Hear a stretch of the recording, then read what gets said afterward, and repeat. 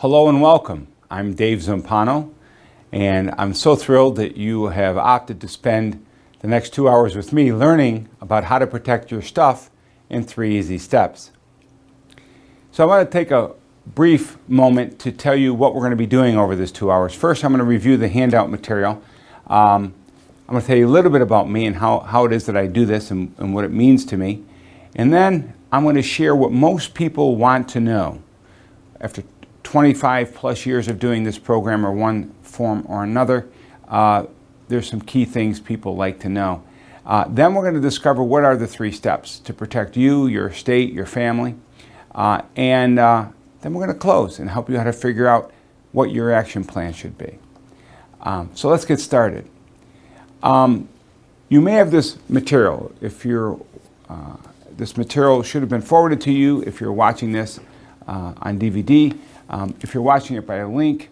If you've not received this material, I really encourage you to contact the Law Center at eplawcenter.com, info@eplawcenter.com, or 315-793-3622, and they'll be happy to get you a copy. I'll talk to you a little bit about what this is. In this, here's your estate planning workshop guide. Now, it's not critical that you have it for this presentation because it is a summary of what we're doing here. I'm going to be sharing a lot of stories with you, and those stories are documented here so you can remember, what did Dave say again? And it's a good way to kind of get a flow of everything we've done, and another way to see it visually instead of hearing it through Audible. So again, that's there for you as a resource and a guide to help you.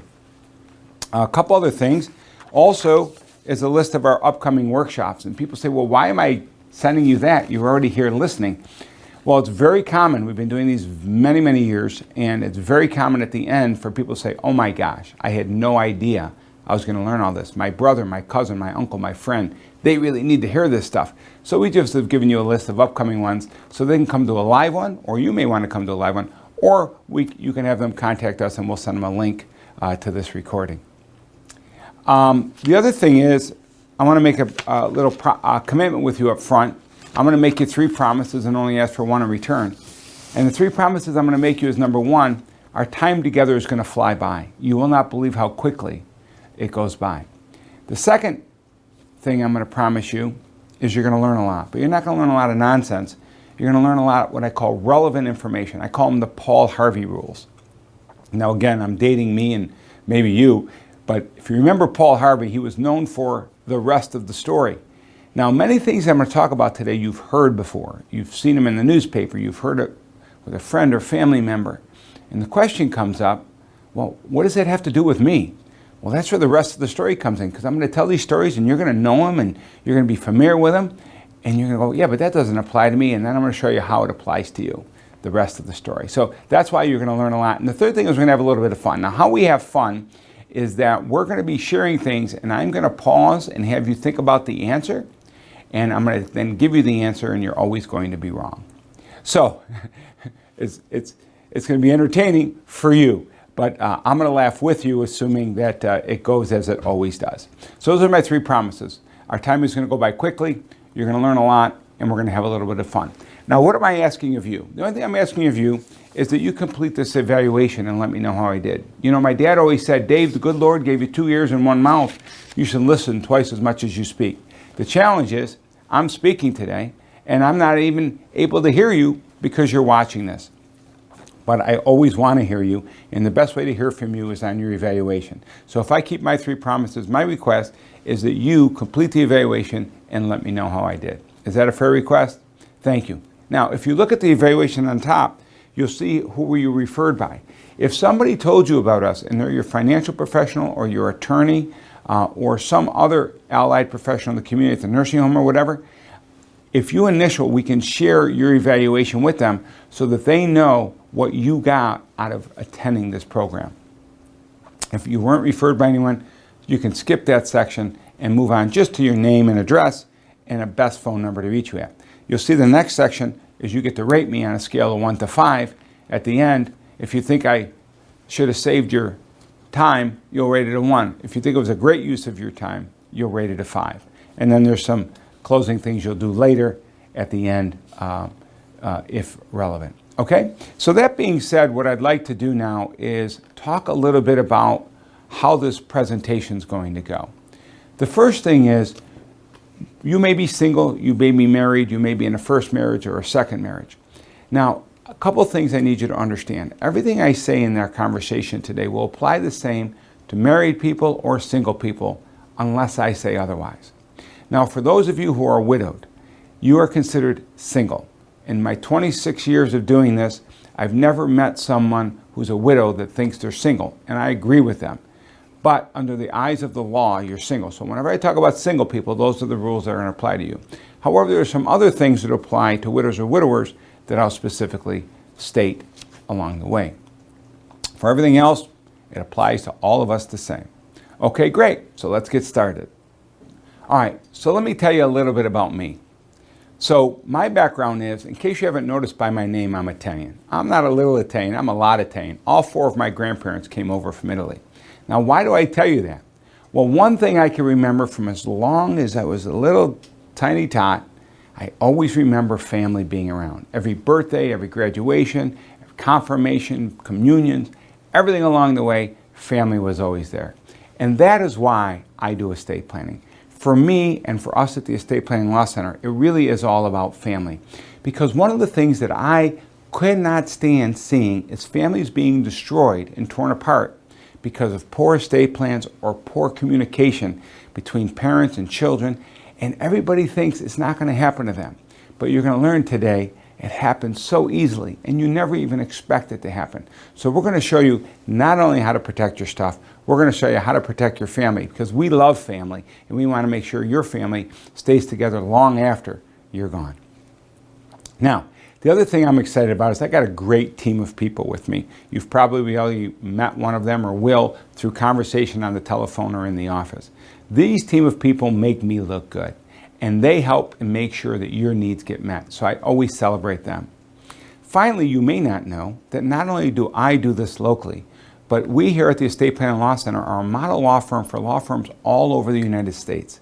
In fact, the legal documents we use in this office and the processes we use were all created by me and are not available to any other law firms here locally.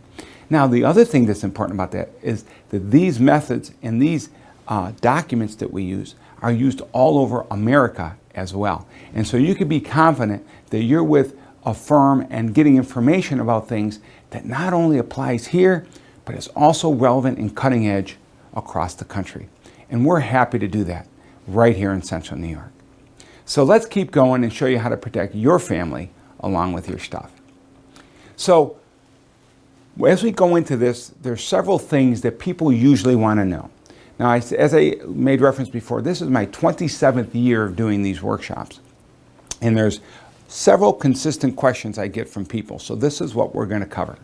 The first thing people ask that we'll cover is, Dave, can I protect my stuff? And if from the government, from lawsuits, and from my family, and if so, how? Well, that family one we'll particularly talk about. But people's primary concerns are long-term care costs in the government. So we're going to talk about how you can protect your stuff from those three things. People also want to know, Dave, what's a trust? What's the difference between a revocable trust and an irrevocable trust? How can I avoid probate, and do I need to? Can or should I give my stuff to the kids because I want to protect it? And if so, when? Well, the quick answer is, you never ever want to give anything to anybody you love ever. Now, that's a quick answer I'm going to give you. Now, isn't it interesting that by the end of our workshop today together, I think you're going to agree with me. I've never had a participant not agree that they never want to give anything to anybody they love. So what's exciting is, what are you going to learn over the next hour and 45 minutes that's going to help you discover why you don't want to give anything to anybody you love. Stay tuned. So the next question people want to know is, Dave, if I give my stuff away, will I have to wait 60 months to be able to get care in a nursing home? No such rule. No is the answer. We're going to cover that too. Dave, what's a power of attorney, a healthcare proxy, a living will? What's the difference, and how do I know which one I need? These are all very straightforward questions, but tend to confuse a lot of people. We're going to eliminate all of your confusion on those issues. Dave, how do I plan for my disabled beneficiaries? Many of you will maybe say, this doesn't really apply to me, but you're going to learn this applies to everybody, and we'll share that with you too a little bit later. Other things people want to know, Dave, is are my IRAs safe? Do I need special planning for them? The answer is yes, and we'll give a little chat about that later as well. The biggest question people want to know is, Dave, how do I avoid estate taxes? We'll clear that up for you as well and answer anything else you want to know. Just send us an email or call our office and we'll be happy to answer those questions for you. So what are our goals? Today, we want to do three things. We want to identify, number one, if your current estate plan meets your needs. You know what that is? Are you all set? I believe you probably don't think you're all set. And my belief comes from a very, very perceptive analysis I'm making. You're listening to this program. So that tells me you're not quite sure. By the end of this program, we want you to be sure you know whether or not you're all set. The second goal we have is for you to understand what it really takes to protect you, your family, and your stuff. That is, what is it about all those things that happen out there that I have to know about the Paul Harvey rules and how they might all apply to me? And the third goal we want to establish for you is show you how to get what's missing so you can be all set. So let's get started. What are the 3 steps to plan and protect your estate? It really comes down to 3 key things. Number 1, you got to know the rules. Number 2, you got to know your predators. And number 3, you got to know your options. And we're going to approach these in that order. Okay? So let's start with the first one, the rules. What are the rules? You see, the government has rules. They have rules for you when you're alive, and they have rules for you after you're gone. And what the government wants to make sure is that someone can always act on your behalf. So what are those rules that the government has for us? Well, the first rule is that while you're alive, the government wants to make sure there's someone always available to act on your behalf. Now, who is that? First and foremost, it's you. You always have the right to act on your own behalf under the laws of the state of New York. So the government rules when you're alive is they want to make sure that somebody's authorized to act on you on your behalf. Now, the simple thing is you're always able to act on your behalf. That's simple. That is what the law provides. The challenge becomes, what if you can't? Now, why couldn't you? Well, what if you become incapacitated? What if you die? What if you're not in town, you're out of town, you're out of the country, and you need something to happen legally, and you're not here to do it? Well, the government says you have the authority to appoint someone else to do things on your behalf. Okay? And that authority must be executed in a legal document called a power of attorney or a healthcare proxy. So let's talk about each one of those separately. What's a power of attorney? A power of attorney is a legal document that grants authority to someone else to make legal and financial decisions on your behalf. Now, once you execute the power of attorney, the individual you name can do legal things on your behalf and financial things on your behalf. They can go to your bank account, they can sell your house, and a myriad of other things. A little bit different is the healthcare proxy.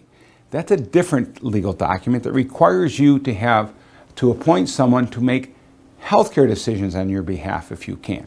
Now, what's interesting is you need both of these legal documents. You can name the same person both. You can name the same person your power of attorney as your healthcare proxy, but it does require 2 different legal documents for you to give that authority. Now, once you give that authority, then they can act on your behalf. There's a couple things you need to know. The authority is relevant when you sign the document. So the power of attorney, when you sign it, it then activates and makes that person able to do legal and financial things on your behalf. So it's not uncommon for people to be confused when I say, well, when you sign a power of attorney and give it to your kids can actually go and empty out your bank accounts the next day. If that's a problem, you shouldn't be doing that. Now, there are some people that talk about a springing power of attorney, which says, hey, I'm going to give this authority, but not until I'm incompetent. So that power of attorney goes into effect when you become incompetent. The challenge with that one is, when do you become incompetent?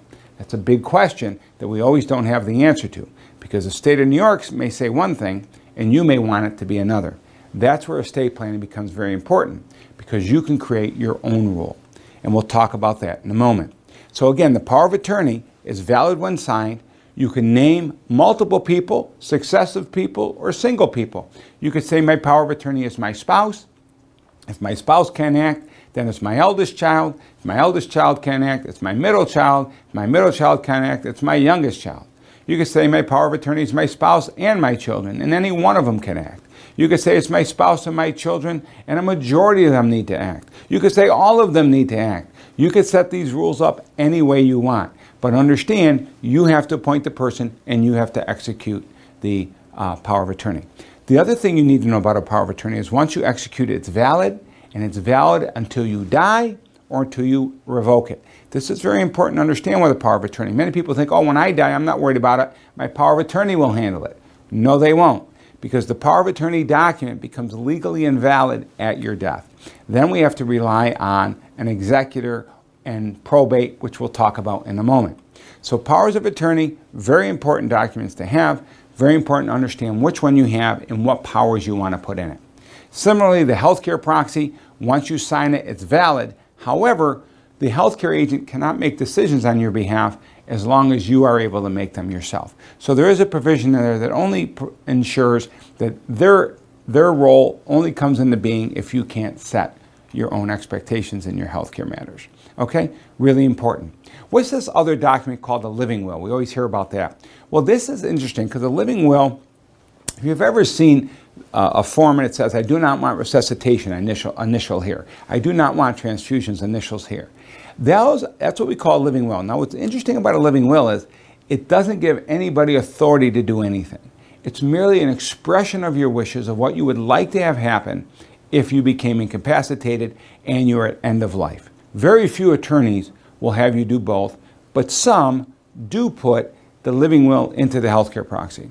We believe it's critically important to combine both of them together and even include another document called the personal care plan, which gives guidance to your family if you are alive and healthy but mentally incapacitated.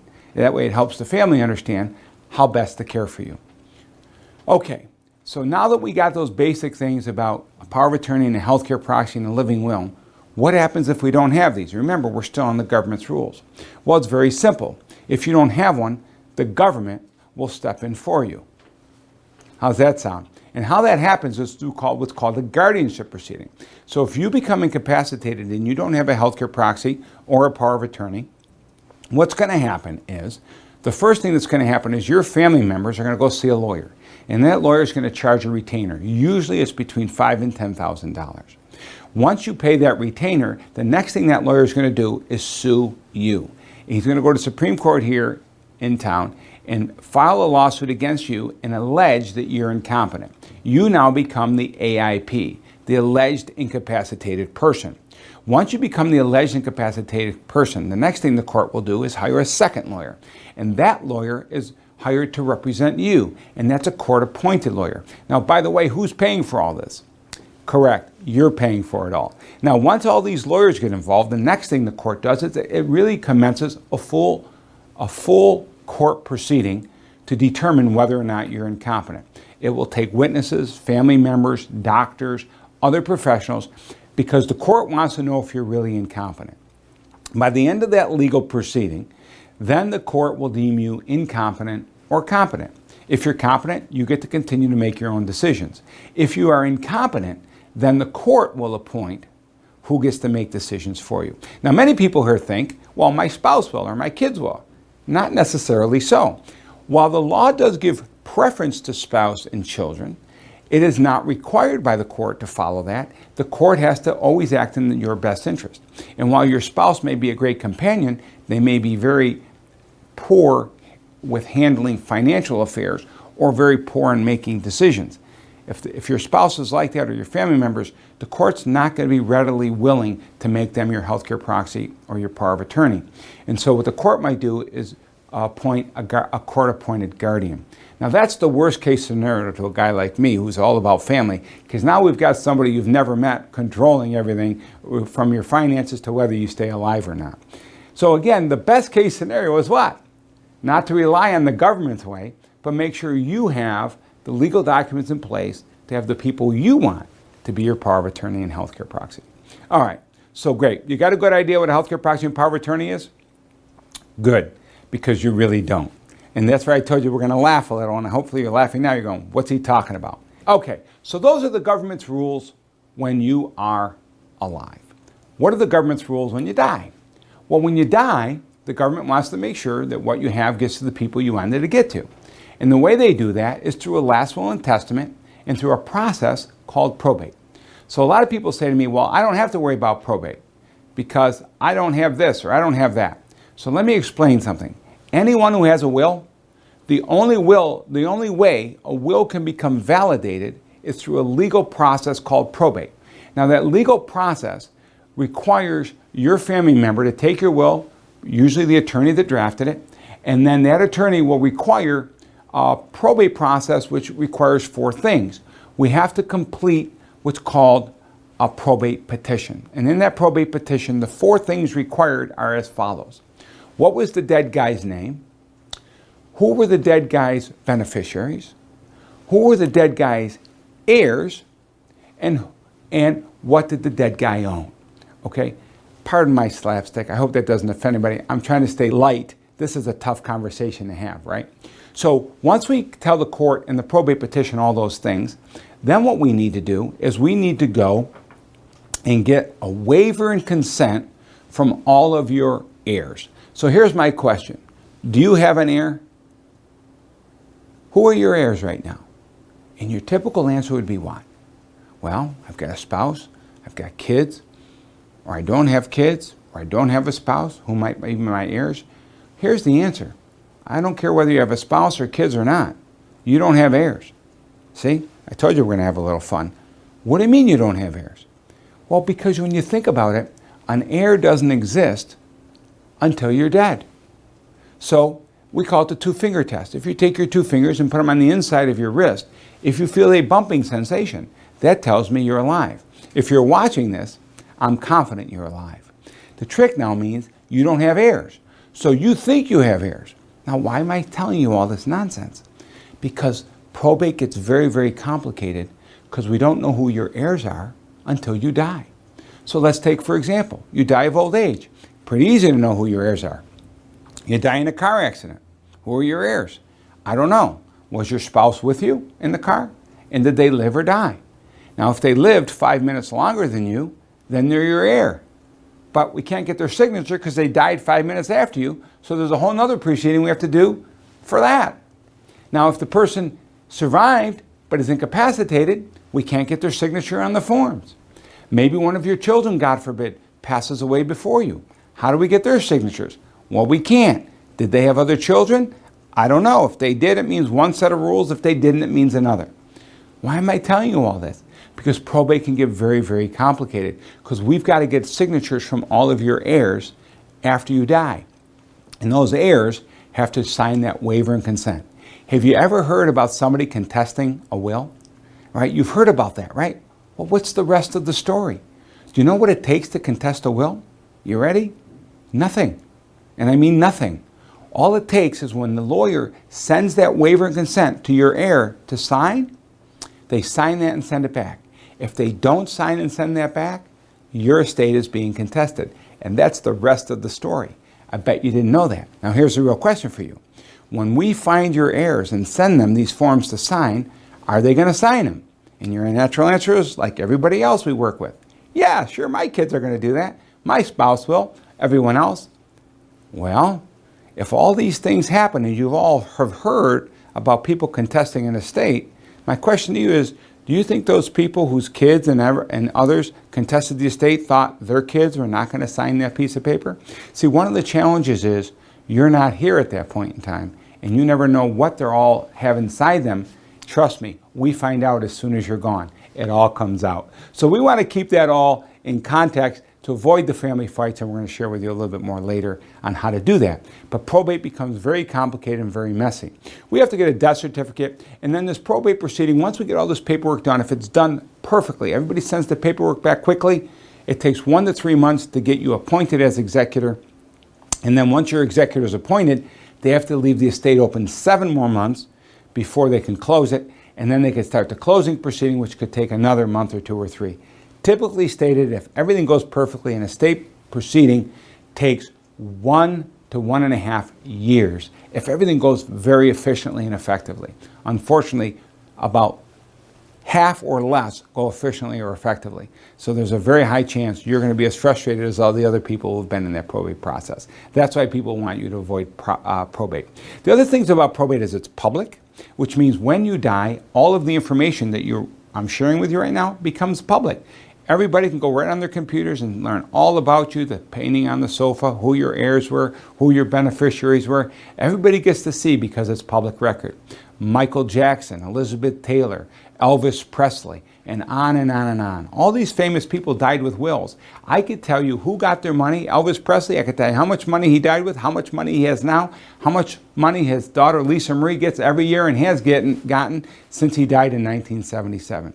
So if you like the public to be able to track and do all that for your family, you will love probate. Finally, the final adverse thing with probate is that it's expensive. AARP did a study, and in that study they revealed that the typical cost of post-death proceedings in probates are between 5 and 20% of your estate. Now imagine you had a very modest estate of $50,000 to $100,000 in assets and a $50,000 to $100,000 house. If that added up to $200,000, well, 5% of 200 is $10,000. 20% is $40,000. For that little tiny estate, you could have between $10,000 and $40,000 of cost, plus that year to year and a half or longer. The longest one I ever had was 6 years. And again, that's what probate is. If you don't like that, we're going to show you ways to avoid it, but it is a necessary thing to have because it's the government's rules. So as we think about that, are you pretty confident now that you know how a will works, you know about probate, and you know about powers of attorneys and healthcare proxies and living wills? Well, hopefully if you've been diligent listening, you have a better understanding.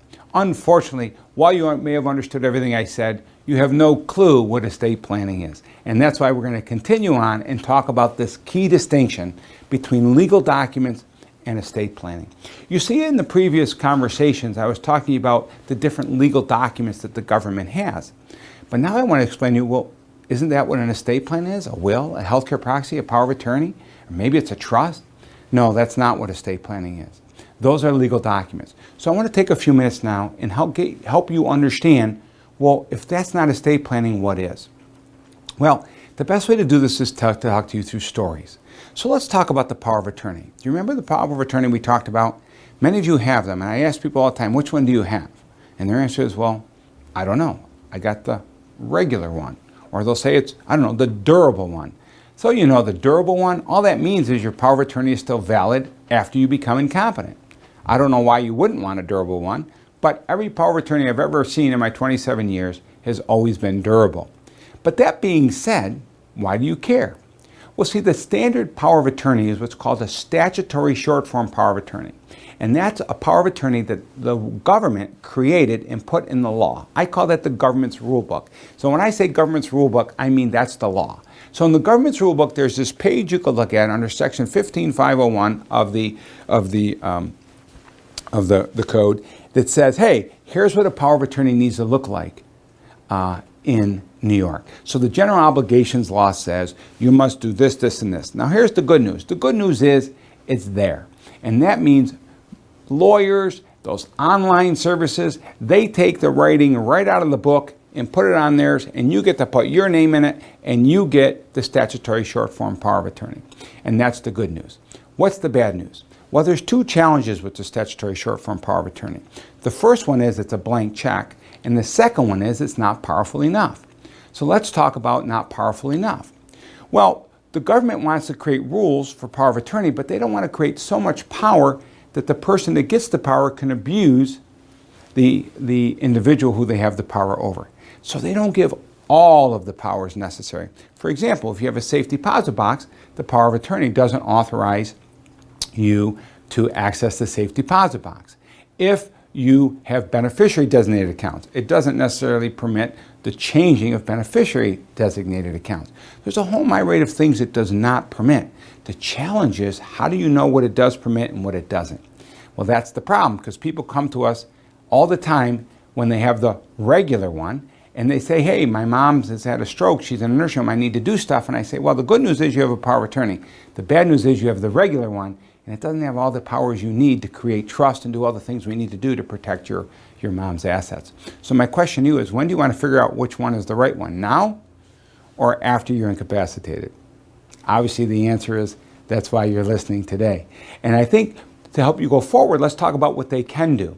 And the other part, and that what they can do really comes down to this other issue: is why are they a blank check? Well, if I sign a blank check and give it to you, what can you take from me? Now, the number one answer is everything. And again, we're going to laugh because, again, you were wrong. You can't take everything. If I give you a blank check, all you could take from me is what's in my checking account. But if I give you my power of attorney, what can you take? Well, you could take my checking, my savings, my CDs, my money market, my house, my car, my boat, my camp, whatever property you have. The power of attorney now has legal authority to act over.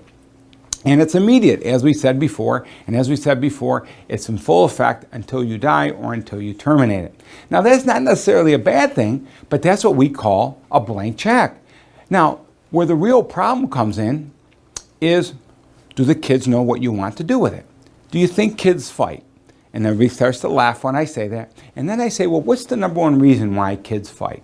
And I know what your head's saying. The same thing that the clients over the last 27 years have said to me. Dave, they fight over the money. Wrong. Okay, get the giggle again. Remember, I did say you're always going to answer the questions wrong. In my 27 years, looking back, I can count on one hand the number of families that have fought over the money. Let me tell you why families fight. And this will start to understand the difference between documents and estate planning. So here's how it happens. You know people. This may have happened to you. It may have happened to a friend of yours. So you have an estate plan. Let's assume you're married or you're not. Doesn't matter. You say, okay, hey, I have a power of attorney. I'm appointing my spouse, or I'm appointing my sister, my brother, whatever. You appoint whoever you want to appoint, right? Everything's going good. Then one day, your husband decides it's a great day to die. So your husband passes away, and then now you don't have a power of attorney anymore. So you say as well, I got 3 kids, 1 in town and 2 out of town. And who's the kid that gets appointed power of attorney? Correct. The in-town kid. See how simple this is all going? I've seen it 1,000 times. It's probably pretty accurate for you and most people as well. Well, there's nothing wrong with that, but let's tell you what happens the rest of the story. Okay, so you pick the in-town kid and everything's going good, and you decide it's a great day to have a stroke. So you have a stroke and you end up in a nursing home, and who calls the lawyers? Well, we get a call from your in-town kid that says, hey, Dave, Mom went in a nursing home. I need to do things to make sure she's protected, and I'm her power of attorney. So all seems to be going well, right? So your child in town comes in and sees us. We start working with them. And the first question we ask is, well, which power of attorney do you have? The regular one, or do you have the enhanced one with instructions that we recommend? Well, if they don't have the enhanced one with instructions we recommend, then we got a couple extra hoops we have to jump through to try and see if we can accomplish the same objectives. Usually we cannot accomplish as many objectives as if they did have the ones that are expanded with instructions. So we'll talk about that in a moment. So while that's all going on, the in-town kid is working with us, and who starts calling? You're right, the out-of-town kid. And what's the out-of-town kid saying? He says to the in-town kid, hey, what are you doing? The in-town kid says, well, I'm doing this. The out-of-town kid says, well, why are you doing this? Mom wanted that. The in-town kid says, no, Mom wanted this. The out-of-town kid says, listen, 2 years ago on a Tuesday, I was grilling, I was talking to Mom on the phone, and we talked about this, and she wanted this. And the in-town kid said, look, I live with Mom. I'm there 3 times a week. I see her, and she told me this last week. She wanted that. The out-of-town knows she wanted this. The in-town knows she wanted that. The out-of-town kid, the heck with you. I'm calling the lawyer. And the kids are fighting. That's how kids fight. Now, wait a minute. Why are they fighting? It's not over the money. You got to pay attention here. This is the most critical thing that you understand about estate planning. What most kids fight over is you. You see, your kids love you. Now, they love each other, but they love you more. And as much as the kids love each other, they will kill each other if it means to make sure that you get what you wanted. Now, here's the problem. Is it possible that over time, you may have said 2 different things to 2 different children? It's not only possible, it's likely, and it's likely that it's happened many times. So guess what? When something happens to you, each one of your children are going to come to the law firm with their own stories of what Mom wanted, and they're going to start fighting like crazy to make sure they get done what you told them. That's how kids fight. How do we protect it? As I said, how you protect it is by creating an estate plan. A power of attorney, healthcare proxy, and wills, they're just legal documents that grant authority, but they're missing something critical. They're missing your set of instructions. And folks, there is the difference between legal documents and estate planning. Estate planning is about taking the legal documents and granting the authority, but also including the instructions of how to use it. Now, this is where we as lawyers get to distinguish ourselves from LegalZoom and regular attorneys that do this. Why? Because regular attorneys and LegalZooms use those forms that are in the state's rulebook. Now, we, having done this for 27 years, have dealt with 10,000 clients or more and have seen all the things that can go wrong. And we have then provided in our legal documents to ensure that you have planning for those things. Now, are we going to plan for 10,000 things? No. There's about 20 or 30 things that we have found are consistently destroying families. And that's what's important, to make sure your documents have in them to turn them from legal documents into your estate plan. Does that make sense? So let me give you a quicker version now of the healthcare proxy.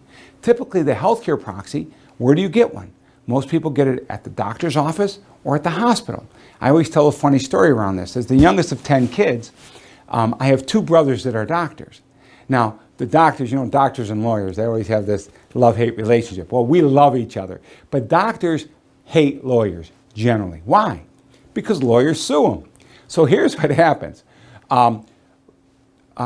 Why then do you go to the hospital and doctor's office to get healthcare proxies? Well, because your doctors care about you and they want to make sure that your wishes in the event of your incapacity are carried out. And they want to make sure that they're carrying out your wishes, and the only way they can do that is to make sure you've authorized someone to do that. Here's the challenge. What happens if you came to me to get medical advice? That might be a problem because, you see, I took 10th grade biology and that was my last science class. When I went to college, I asked if I had to take a science. If they said yes, I didn't go to that college. That's a true story. That type of sciences was never my gig. But I know the law, and I love the law. But the challenge is, right, if you come to me and I try to write you a prescription, you're going to be in trouble. Well, my question to you is, why would you want legal documents from your doctor's office or from a hospital? It's kind of the same theory as coming to me for a prescription, isn't it? Now, the good news about the doctors and the hospitals is what they give you is that statutory one. It's really not statutory, but it's a form, but it's better than nothing. But again, it's not an estate plan, and here's what happens. The typical one is what we call a God proxy. What does that mean? Well, it says, hey, if I'm unable to make my own healthcare decisions, I appoint my wife. If my wife can't, then I appoint my oldest child or whoever I name next. Why is that called the God proxy? Well, think about it. Let's say I'm out to dinner with my wife and we're having a nice dinner. Okay? And right in the middle of dinner, I face plant into the spaghetti. She calls 911 and we end up at the hospital, and the doctor says to my wife, Mrs. Zampano, David's had a massive stroke. I don't know if he's going to survive. There's not a lot of brain function. What do you want to do? We have to plug him in if you want him to stay alive. Now, my healthcare proxy may say I don't want to be plugged in, right? But what is my wife going to say? Well, I better be careful on this one. Well, my wife, I could tell you, she's going to say, plug him in.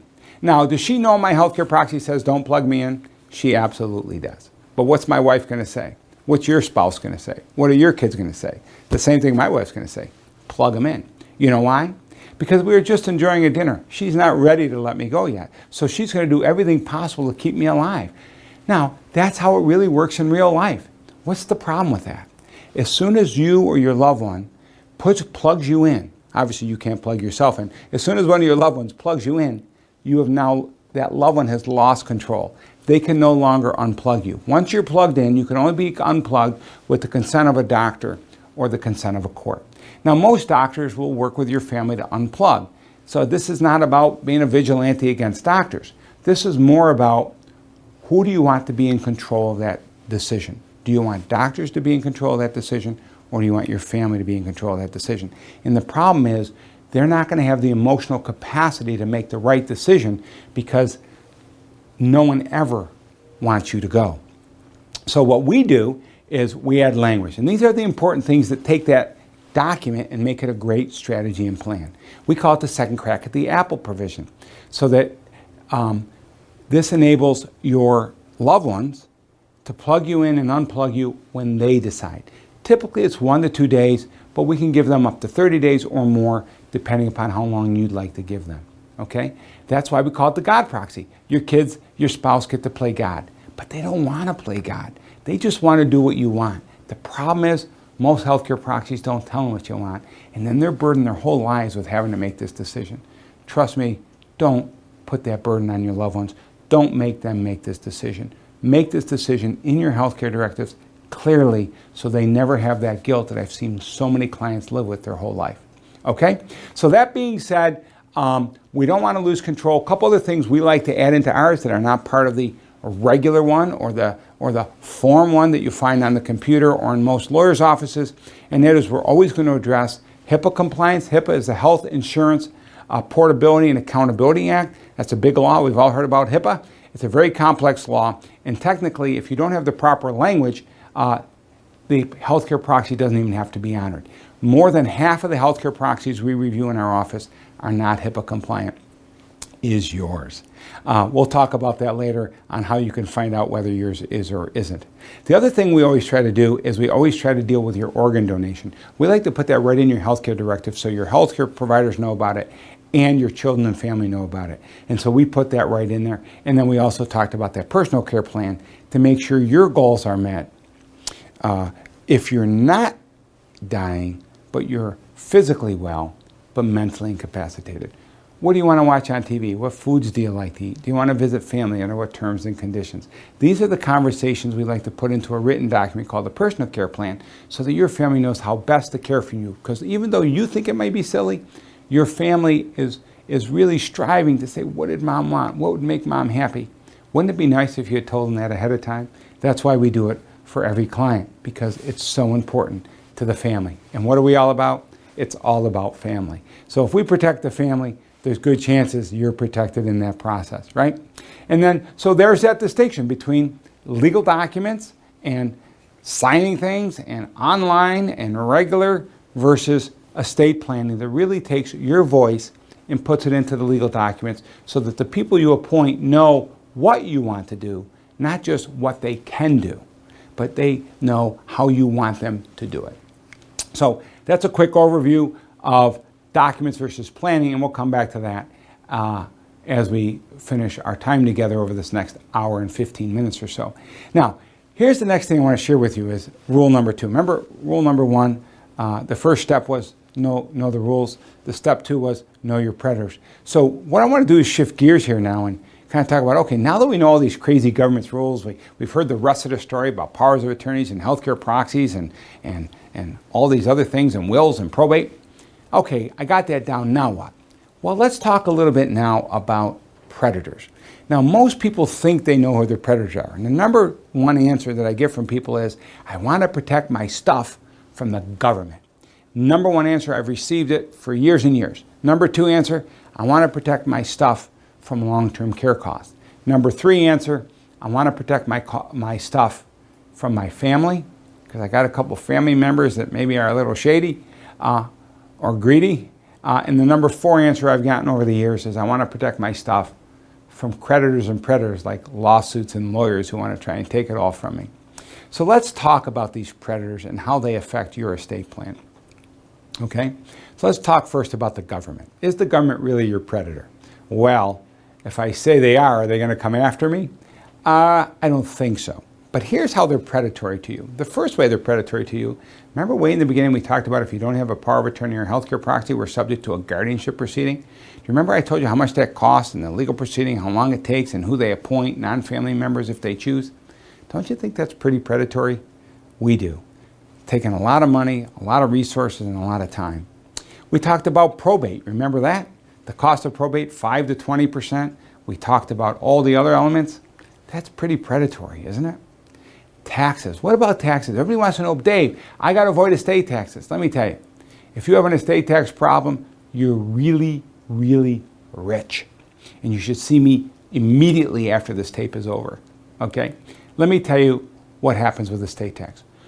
In order to have to pay an estate tax in America, under the Tax Act last year, the Trump Tax Act as they call it, For you to owe an estate tax, you must die with assets in excess of, you ready? $11.4 million. So in 2019, if you die with $11.4 million or less, you will not pay any federal estate tax. Now hang on. If you're married, you get to double that to $22.8 million. If you have those issues, I do encourage you to see me immediately after this program. But the rest of this program is still relevant no matter how much money you have, okay? Now, New York State is not as generous. In New York State, the estate tax kicks in at $5.49 million. So $5,490,000. That's in 2019, and that's indexed for inflation each year. So if you die with more than $5,490,000 in New York, you have to pay an estate tax of 16% or more.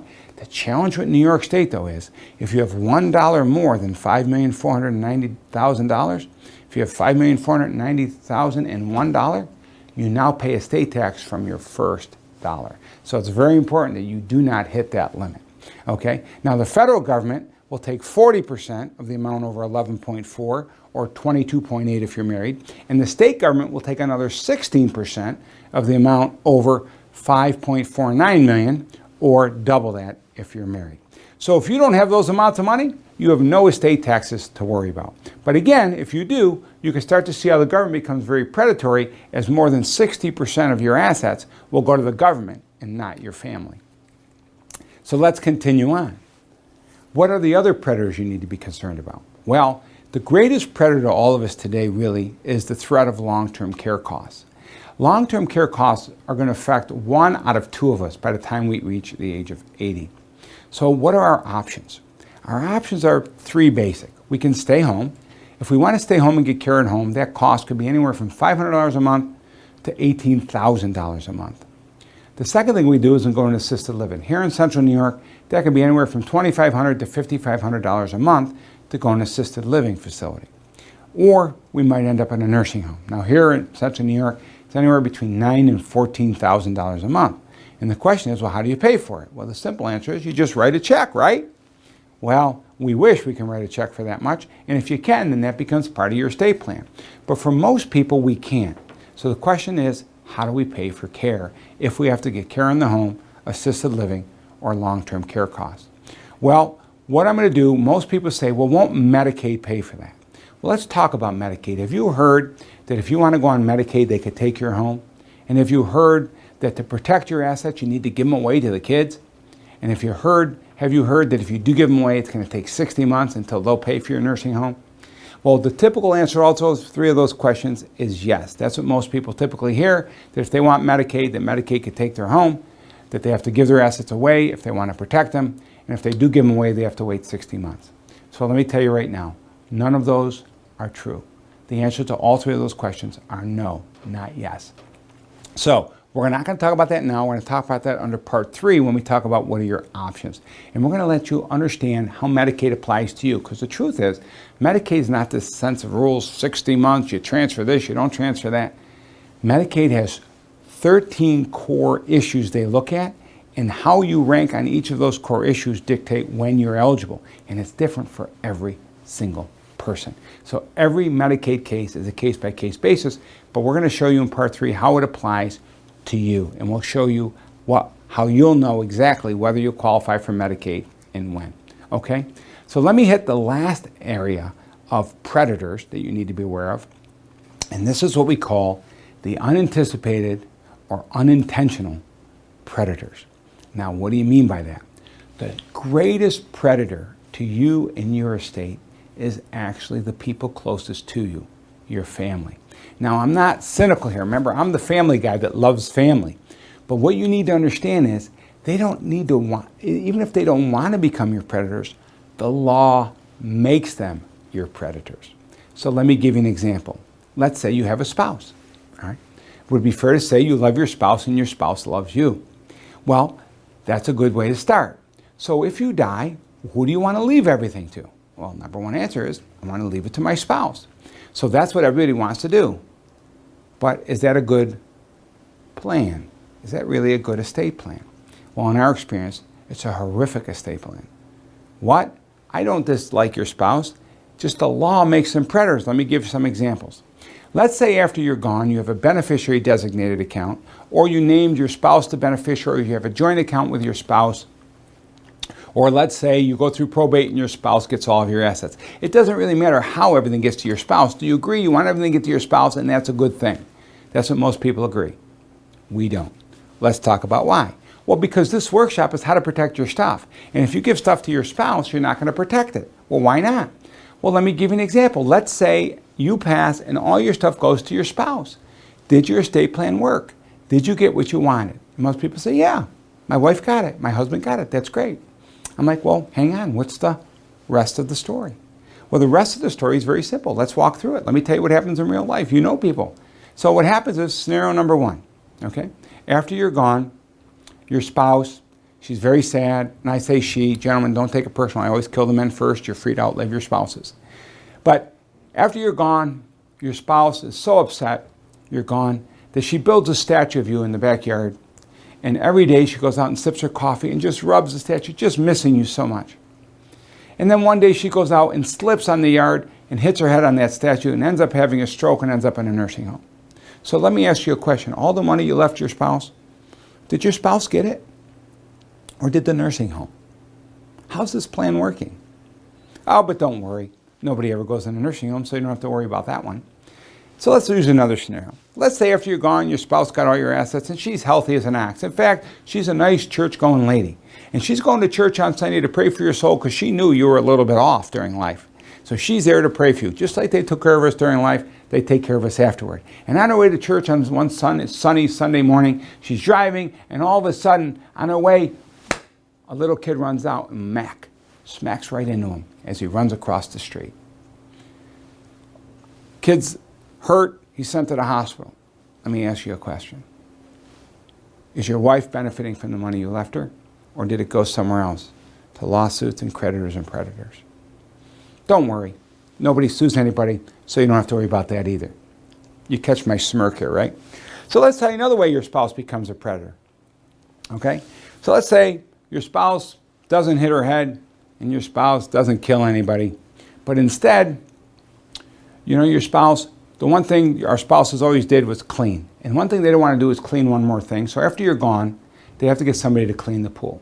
So she cleans the pool service, and when the pool service comes, the guy who cleans the pool, his name is Biff the pool boy. Now, strange thing about Biff cleans the pool in a bikini, little Speedo there, and as he's shaking his fanny as he's cleaning the pool, and while your wife's sitting in the kitchen looking through the double glass window, there goes Biff cleaning the pool in his little Speedo, shaking his caboose at your wife. Now listen, do I begrudge your wife having a little fun with Biff? No, maybe you do, maybe you don't. We don't have a concern with Biff and our spouse maybe remarrying or getting a new friend. We all know somebody who has a new friend. We don't begrudge new friends. The question is, who's using your money now? Is it your kids or is it the new friend? Well, don't worry. It won't be your spouse. Remember, it's all those other people you know that it happened to who met someone else and now the kids aren't getting the money. If you read the paper, you see stories like this all the time. Does Anna Nicole Smith ring a bell? So again, as we think about all these things, we think it always happened to somebody else. But you know what my dad always said about pointing to somebody else? He said, Dave, whenever you're pointing to somebody else, there's 3 fingers pointing right back at you. And my job as an estate planning attorney is to protect you and your spouse from becoming a predator. Because at the end of the day, your spouse doesn't want to lose those assets to predators and creditors either. Because your spouse doesn't know if they're going to die first, and they want to make sure it's protected from your new friend and from your accidents and from your nursing home. So this is, equal opportunity planning, right? So the trick is we don't want to turn your spouse into your predator, but it does take planning. Thank goodness we're going to have the options on number 3 to show you how to do that. So let's hit the next possible predator, your children. You remember that child you have? The one you give him a nickel, he spends a dime. You know what cracks me up about people? I've worked with them for years. They save and they save and they accumulate this money. They chase each other around the house and shut the lights off. They turn the thermostat down because they want to save a few cents. They're driving a 10-year-old car. And you know what they do? They do all this to accumulate as much money as possible so that they can leave it to their kids. Guess what? You leave it to that kid who you give him a nickel and he spends a dime. What does he do with your lifetime of savings? Well, I'll tell you, the first thing he does, he goes and buys that new car that you never bought for yourself. Because by golly, they want the leather seats and the special wheels. Okay, do I begrudge your kids doing that? If you don't, I don't. But the challenge is that the best way of having your whole lifetime of savings being spent?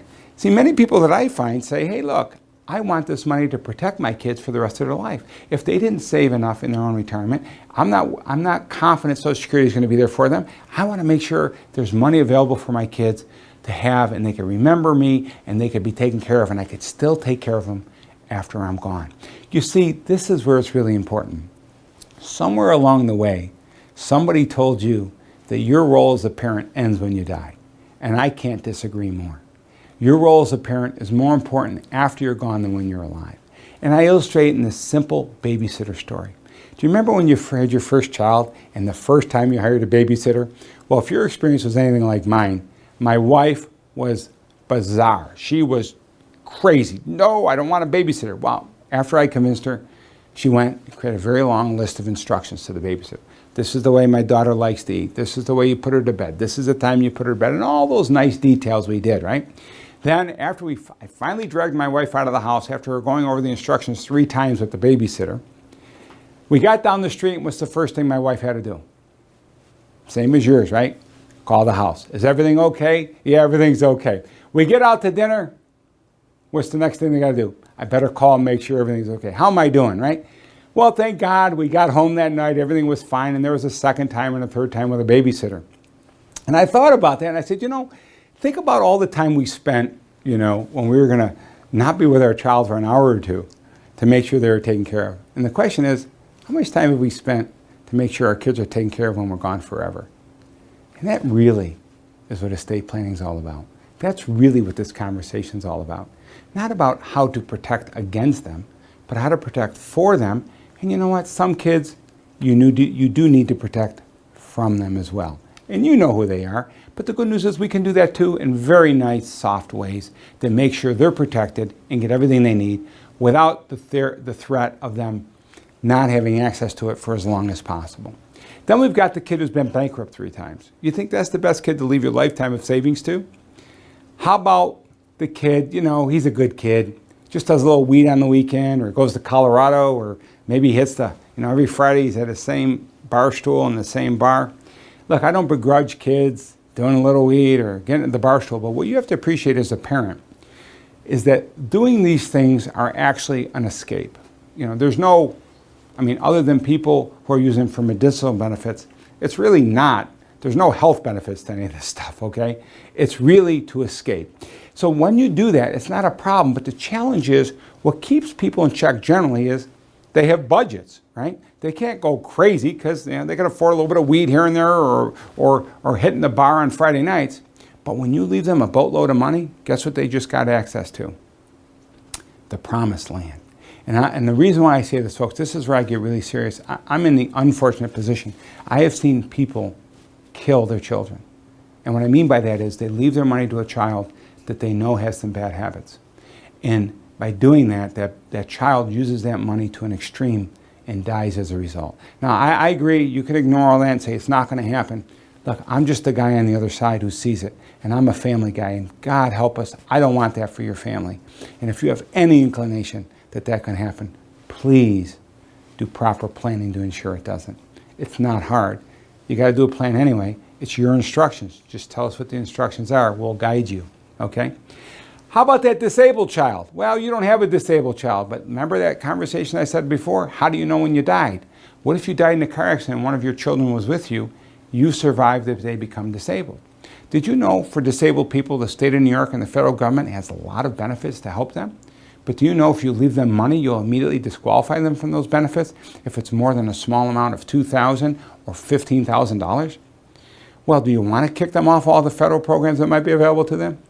I don't think so. That's why in every estate plan we do, we put automatic trigger clauses that say if any of my beneficiaries are disabled, their share shall go into a special needs trust or a supplemental needs trust, which the full amount of the money can be available to them for their use and benefit without affecting their eligibility for the state and federal programs that are available. Isn't that nice? So the programs permit that the money we leave for them in these special trusts can only be used to provide the luxuries that the government programs won't. That's the beauty of estate planning. Make sure that whether you have a disabled child or not, that if any are disabled, they get the full benefits available under state or federal law and the full benefits available of your estate plan that you want them to benefit from. Really, really important. Two more issues I want to talk about. The next one is divorce. You know, what's the story about divorce these days? Well, think about it. Everything's going well. You got 3 kids, they're married, and you die, and what happens to all your money? You give it to your 3 kids, right? Pretty normal. Did your plan work? I don't know, did it? What's the rest of the story? Well, I have to ask you a question. What happened after you died? Did your son or daughter stay married? You remember that in-law you were really never fond about? This is a true story. I had a client, he was worth a lot of money, and he had a son that was married 25 years. And he looked at me and he said, not a concern of mine. What do you think happened 6 months after Dad died and son got the money, his 1/3 of the share of the estate? He got divorce papers served on him. Now, here's the interesting part. Are you okay with half of your money going to that in-law? Now again, I don't begrudge your in-laws. You may love your in-laws, but your in-laws have their own parents to provide for them. Most people that we work with want to preserve the money for their children and then for their grandchildren, okay? So if there's a chance people might get divorced, I don't think we have to worry about that today, do we? Again, see the facetious face here? Again, divorce is real. We have to protect against that. Not yours, but your children's, right? Because then all the money you leave them could end up in the hands of your former daughter or son-in-law. Okay, but don't worry, none of this stuff ever happens. What's the final challenge when we're doing estate planning? Well, let's be rosy for a minute. You die at the ripe old age of 85, and you have 3 kids, and the youngest is 55 when you die, and he gets 1/3 of your estate. And everything's going good, you think, but there's a problem. You see, your youngest child who's 55 has 3 kids who are between the ages of 18 and 26. Why is that important? Because those 3 kids are still in college or postgraduate work. And guess what you just did? You just kicked them all off financial aid. Thanks for a kick in the pants, Grandpa, on your way out. All you were doing was leaving your money to your son who you loved so much. But what you did as a byproduct was you got your grandkids kicked off financial aid. So the question is, do you care? These are all things, if you don't care, we don't care. But if these are things you care about, do you know you can put them in your estate plan? And do you absolutely know these aren't in regular plans? They're not in the legal documents we talked about. And they're not going to be found at traditional law offices to do one type of law on one day and another type of law on another day. Okay? And most importantly, the documents that we've created in our own office that are used nationwide are so exclusive only to our members. And our national network is called Lawyers with Purpose. Are you starting to understand why it's called that? Because we want to make sure your plan has purpose, that it actually does what you intended it to do. So that being said, those are your unanticipated or unexpected predators. Did you know you had to think about that? That's why we're here educating you. It's all part of creating a great estate plan. Which leads to, okay, how do we do that? How do we create a great estate plan? Well, what we have to do is we have to tell you your options. So let's get started. Okay, so let's take a second now and let's figure out these options. To figure out your options, the first thing you have to do is understand what estate planning is. And here's the way we explain it. Estate planning really comes down to 3 things. Who's in control, who benefits, and when. You see? Now when you think about who's in control, well, when I'm alive and well, I'm in control. Who gets the benefit? Me and whoever I say. When? When I'm alive and well. Okay, when I'm alive and not well, who's in control? Well, is it my spouse? I don't know. Do I have a power of attorney? Or is it the government? Because I have to have a guardianship proceeding. Now that I'm incapacitated, who's in control? I don't know. So if I do have a power of attorney and it appoints my spouse, then that's who's in control. Who gets the benefit? Well, I don't know. Is the power of attorney the regular one? If it's the regular one, it doesn't tell your spouse who should benefit. It just says they have the authority to benefit whoever they think should benefit. The one we talked about with instructions, that would say who benefits when and how. Okay? This is how it all comes back together. Now you're gone. You've passed away. Now who's in control? I don't know. Are you in probate? Because now the court's in control. And lawyers are in control. And the process is in control. Right? If you avoided probate by using a trust, what we're going to talk about in a moment, or other ways to do it, now who gets the benefit? I don't know. Who's getting the money now that you're gone? Your spouse is in control. What if they get in a nursing home? Now who's in control and who gets the benefit? Your spouse gets a new friend. Now who's in control, who gets the benefit? You see all the issues that come up? That's what estate planning is. Now your spouse is gone and you give everything to your kids. Now who's in control and who gets the benefit? Well, are your kids in control and do they get the benefit? Well, what if they get divorced? Now who's in control and who gets the benefit? What if your kids end up disabled? Who's in control, who's benefit? What if your kids end up in a car accident and get sued? Who's in control, who benefits? Do you want all this exposed to their creditors, to the predators, to the divorce? What if their kids in college? Do you want to kick them off financial aid? I don't know. If we answer all those questions, we may have what's called an estate plan. So let's talk about that. There's 3 goals of an estate plan. What most people want, they've said to me over and over and over and over, I can't even count, over the last 27 years, Dave, number 1 goal, I want to stay in control. Absolutely. I never do an estate plan that the client isn't in control. And not only are you in control, you're in control until you can't be in control. Okay? The second thing they always want to do is, Dave, I don't want to become a burden to my loved ones. Now, a lot of people don't want to do that. But as I told you already today, there's a million ways you're going to become a burden to your loved ones.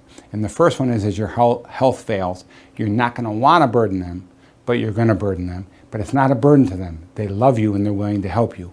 What makes it a burden is that you failed to plan. And now they have to take care of all the legal stuff on top of all the personal stuff. It's a lot of work to ask of your family. Please do that for them. Don't become a burden. Don't make them do this on your behalf. Make sure your estate plan is done before you start to get frail, before that event. Right? People always say to me, Dave, when should I get my estate plan? I say, get to me at least 30 days before the heart attack, stroke, or you die, and we'll have it done for you. Okay? So again, in order to avoid becoming a burden to your loved ones, you really have to have a plan in place. And Dave, the third thing they always say is, I want to keep it simple. You know what that means? I don't want to spend a lot of money. Right? One of the things I want to share with you is how much money you spend is up to you. But I don't want you to be caught up in how much money you spend, because that's a trick. It's actually a trick, and I'm going to explain that in a moment. That's why I want to talk to you about our 3 additional goals we want. We're going to help you stay in control. We're going to help make sure you don't become a burden to your loved ones. And we're going to keep it very simple. That's why it's how to protect your stuff in 3 easy steps. But there's 3 more things you need to know. The first thing we think you need to know is the difference between estate planning and legal documents. Did we already cover that today? Did you get a sense that getting legal documents is just legal authority for people to do things? It has no deference on what you want done versus anybody else. Now, again, things are much cheaper that way. If that's it's important to you, you can get that on LegalZoom. Absolutely, you can get that on LegalZoom. Absolutely, you can get that in most law offices that don't focus on estate planning. They'll give you the basic documents, and that'll get you where you're going if that's the only place you want to get. Way okay. But understand there is a difference between estate planning and getting legal documents. The second thing is we want you to understand all of the costs and how to minimize them. I use this example all the time. If I told a prospect, I've got 2 different plans you could hire me for. One's $1,500 and one's $9,000. Which one would you pick? Well, 9.99 out of 10 would pick the $1,500 plan. But see, asking a lawyer how much a plan costs is the wrong question, because then you get pulled into the biggest marketing trick played in the industry. And that is, they give you a price that you want to hear, right? So let's talk about it. Is that good or bad? Let me tell you the question we want you to ask, because we have pricing from next to nothing all the way up to what people would consider a lot of money. But the cost is not the question. What's the real question? You ready? Write this down. The question you want to ask is not how much does it cost. You want to ask, what do I get for what I'm buying? You see, that's the key difference. Because if you get the regular plan that doesn't work, what's the cost? See, here's the problem. Remember that AARP study, 5 to 20%? A lot of that cost was due to plans not actually working. In fact, only one, Washington State University did a study, and only 1 in 20, only 4%, 1 in 25 of people who have estate plans that work. And only 1 in 5 people even have an estate plan. You know what that means? That means only 4 out of 100 people have an estate plan that will actually do what they thought it was going to do. That's why it's important for us to make sure your estate plan works, because what's the cost if it doesn't? The cost is you're going to pay a lot more later, you're going to lose family relationships, and a myriad of other costs. So let me go back to that example. The $1,500 plan, when you die, it costs between $30,000 and $50,000. The $9,000 plan costs between $3,000 and $5,000 after you die.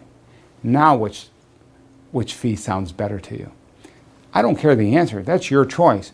But you have to ask the question to know. To hear a low fee up front is in no way solidifies how much your plan is going to be. That's why for us, when we do planning, we help clients understand the cost now, the cost during life, and the cost after life, and you choose where you want to focus, and if you want to just minimize the cost today, or if you want to minimize all the cost overall.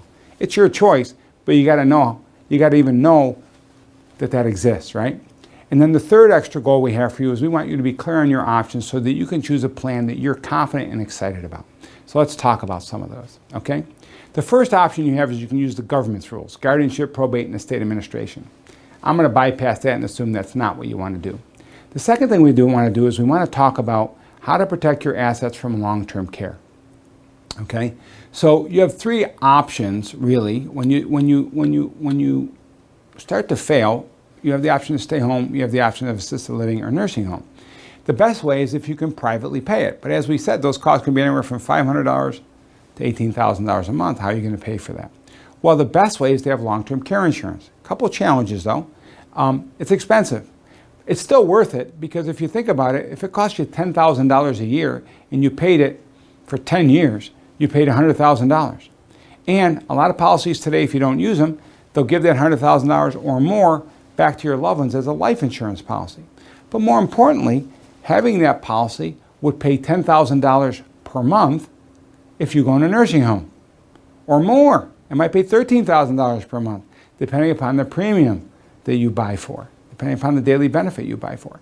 So as you think about that, yes, it costs money, but you have homeowner's insurance. When's the last time you made a claim on your homeowner's insurance? Who do you think is getting the better deal there? But at the end of the day, this isn't a homeowner's claim that's going to be a couple $1,000s to fix.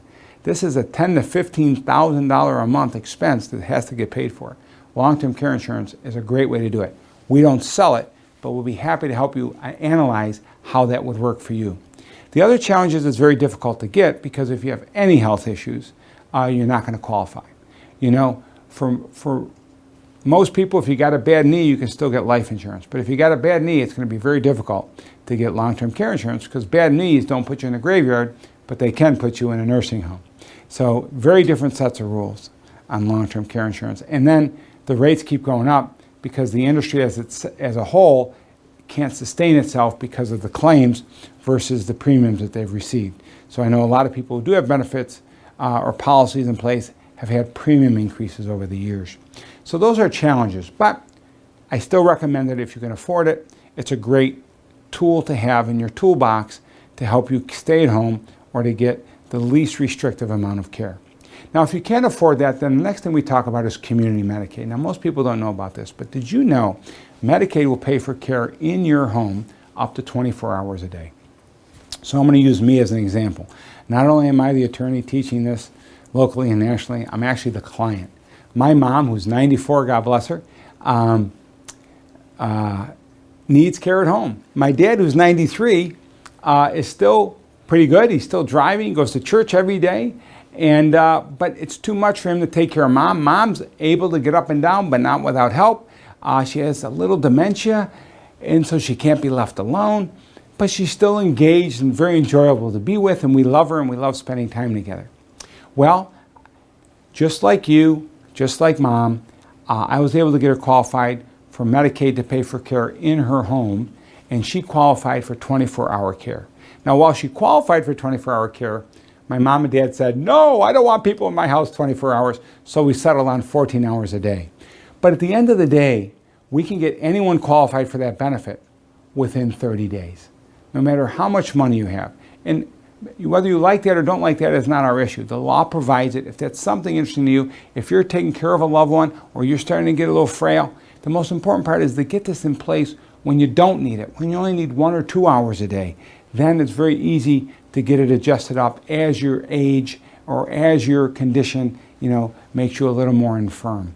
So it's really, really important to get that in place as soon as you can. And it's a very simple calculation we could tell you instantly over the phone through a process we'll share with you in a moment or two, and then, or if you call the office and ask. Okay, but the bottom line is, the goal is, how do we keep you home, and how do we keep you? One way is community Medicaid. There's another benefit out there that I want to make you aware of. It's called the Veterans Aid and Attendance Benefit. This applies to, you ready, any veteran or any surviving spouse of a veteran. So if your spouse is deceased but served in the military, there's 3 rules. They had to be in the military 90 days, at least 90 days, and one of those 90 days had to be during wartime, which means they served from 41 to 46, 50 to 54, 64 to 74, unless they were in the country of Vietnam between 62 and 64, or they've served from 1990 to date. If your spouse or you served during that time, then you're eligible, and you are discharged honorably or medically. The only one they will not honor is a dishonorable, right? But all other discharges will be honored. You're eligible for a benefit called Aid and Attendance. That benefit is up to $2,320 a month here in 2019 that the Veterans Administration will pay to a veteran who needs health care benefits. Or to a surviving spouse, it's about $1,400 and some odd amount of dollars for the surviving spouse. So I recently have a 100-year-old widow in a nursing home who I just got qualified to receive her $1,430 monthly pension from her husband's service in World War II. So very, very nice benefit. It's great to help pay for care and assisted living or a nursing home if you're paying, or to help keep you home. That extra money, up to $2,230, can be used for any medically related expenses. So a great thing if you're a veteran. Thank you for a service, but I want you to know that benefit's out there. And finally, Medicaid. Most people want Medicaid to pay. And so how do we get you to have Medicaid to pay? Well, there's 2 distinctions. One is crisis Medicaid and one is pre-planning Medicaid. What's crisis Medicaid? Well, that's when you call us after mom's in a nursing home or about to go into a nursing home. Obviously, there's a little bit of urgency, and the rules apply a little bit differently in crisis than they do when you plan when you're healthy. Both work the same, but they have a different impact. So I'm going to show you both cases and how that plays out for you. Remember we talked about this earlier? I said I'm going to show you how Medicaid works for you. So the first case I'm going to tell you about here is Mary. Mary called me one day. Mary's mom went into a hospital over the weekend. Mom and Dad lived out in the country, and they had about 5-6 acres and a little barn. And Mary was concerned because Mom went in the hospital over the weekend, and she called me on a Monday, and she said that the doctor said Mom can't go home. Mom has to go to a nursing home, and she'll be in a nursing home by the end of the week. Well, the daughter called me and said, look, I need your help. I've already been to see Dad's attorney, and I know what I have to do, but my sister won't let me do anything until I get a second opinion from you. So will you call my sister and tell her it's okay so I can get started with my dad's lawyer? It's really important we get started. So I kind of chuckled. I said, well, Mary, how is it that your sister knows me? She says, well, her son plays ball with your son. Oh, I knew her sister. Her sister was a sweetheart. So I said, well, Mary, listen, there's a 1-page form. If you can complete it, we can give you a complete written analysis of whether your mom qualifies for Medicaid, and if she doesn't, when she would qualify. Remember the workshop guide I showed you in the beginning of this program? In the back inside cover is that 1-page form I sent Mary. If you're at all concerned about if you qualify or when you would qualify, all you need to do is rip that form off, fill it out, that 1-page form, and there's a fax number, fax it to us, and we will send you a complete written analysis of if you would qualify, and if not, when you would, just like we did with Mary. So what were we able to tell Mary? Well, I asked Mary a question. How much assets do your mom and dad have? And she told me Mom and Dad have $450,000 of assets.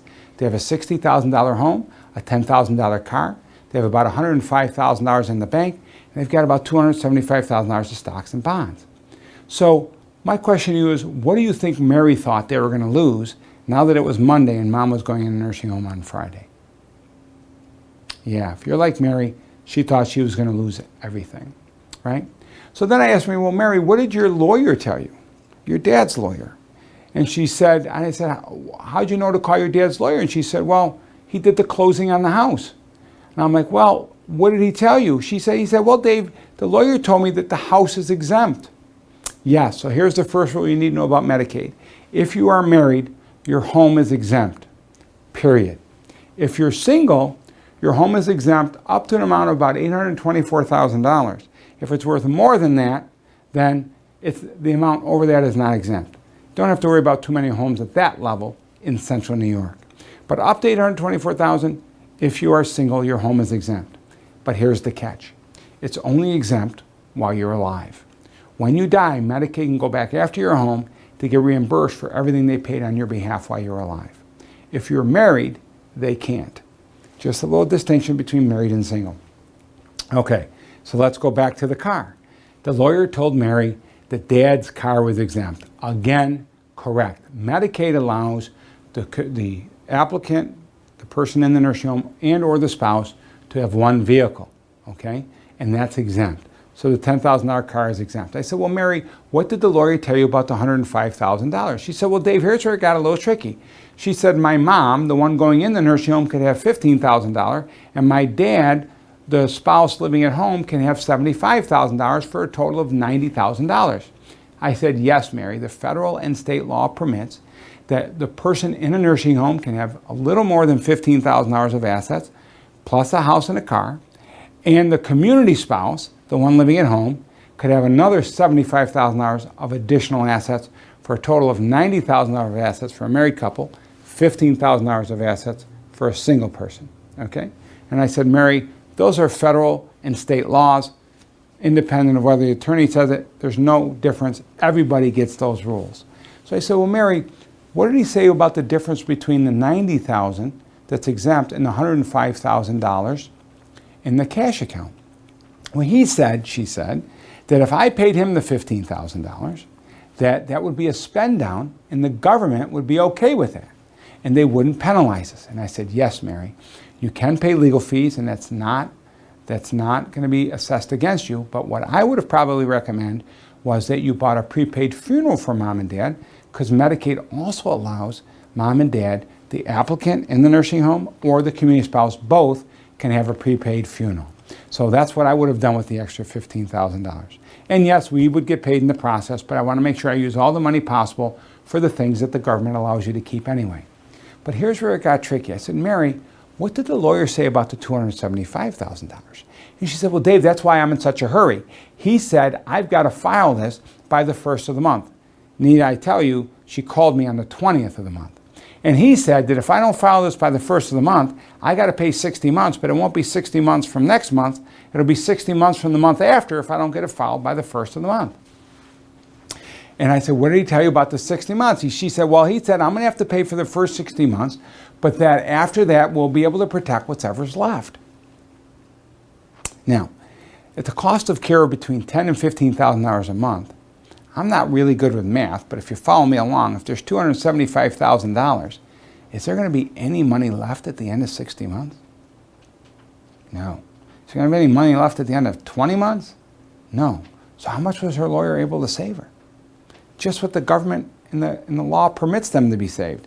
All those things that we said are exempt. So what's the real answer here?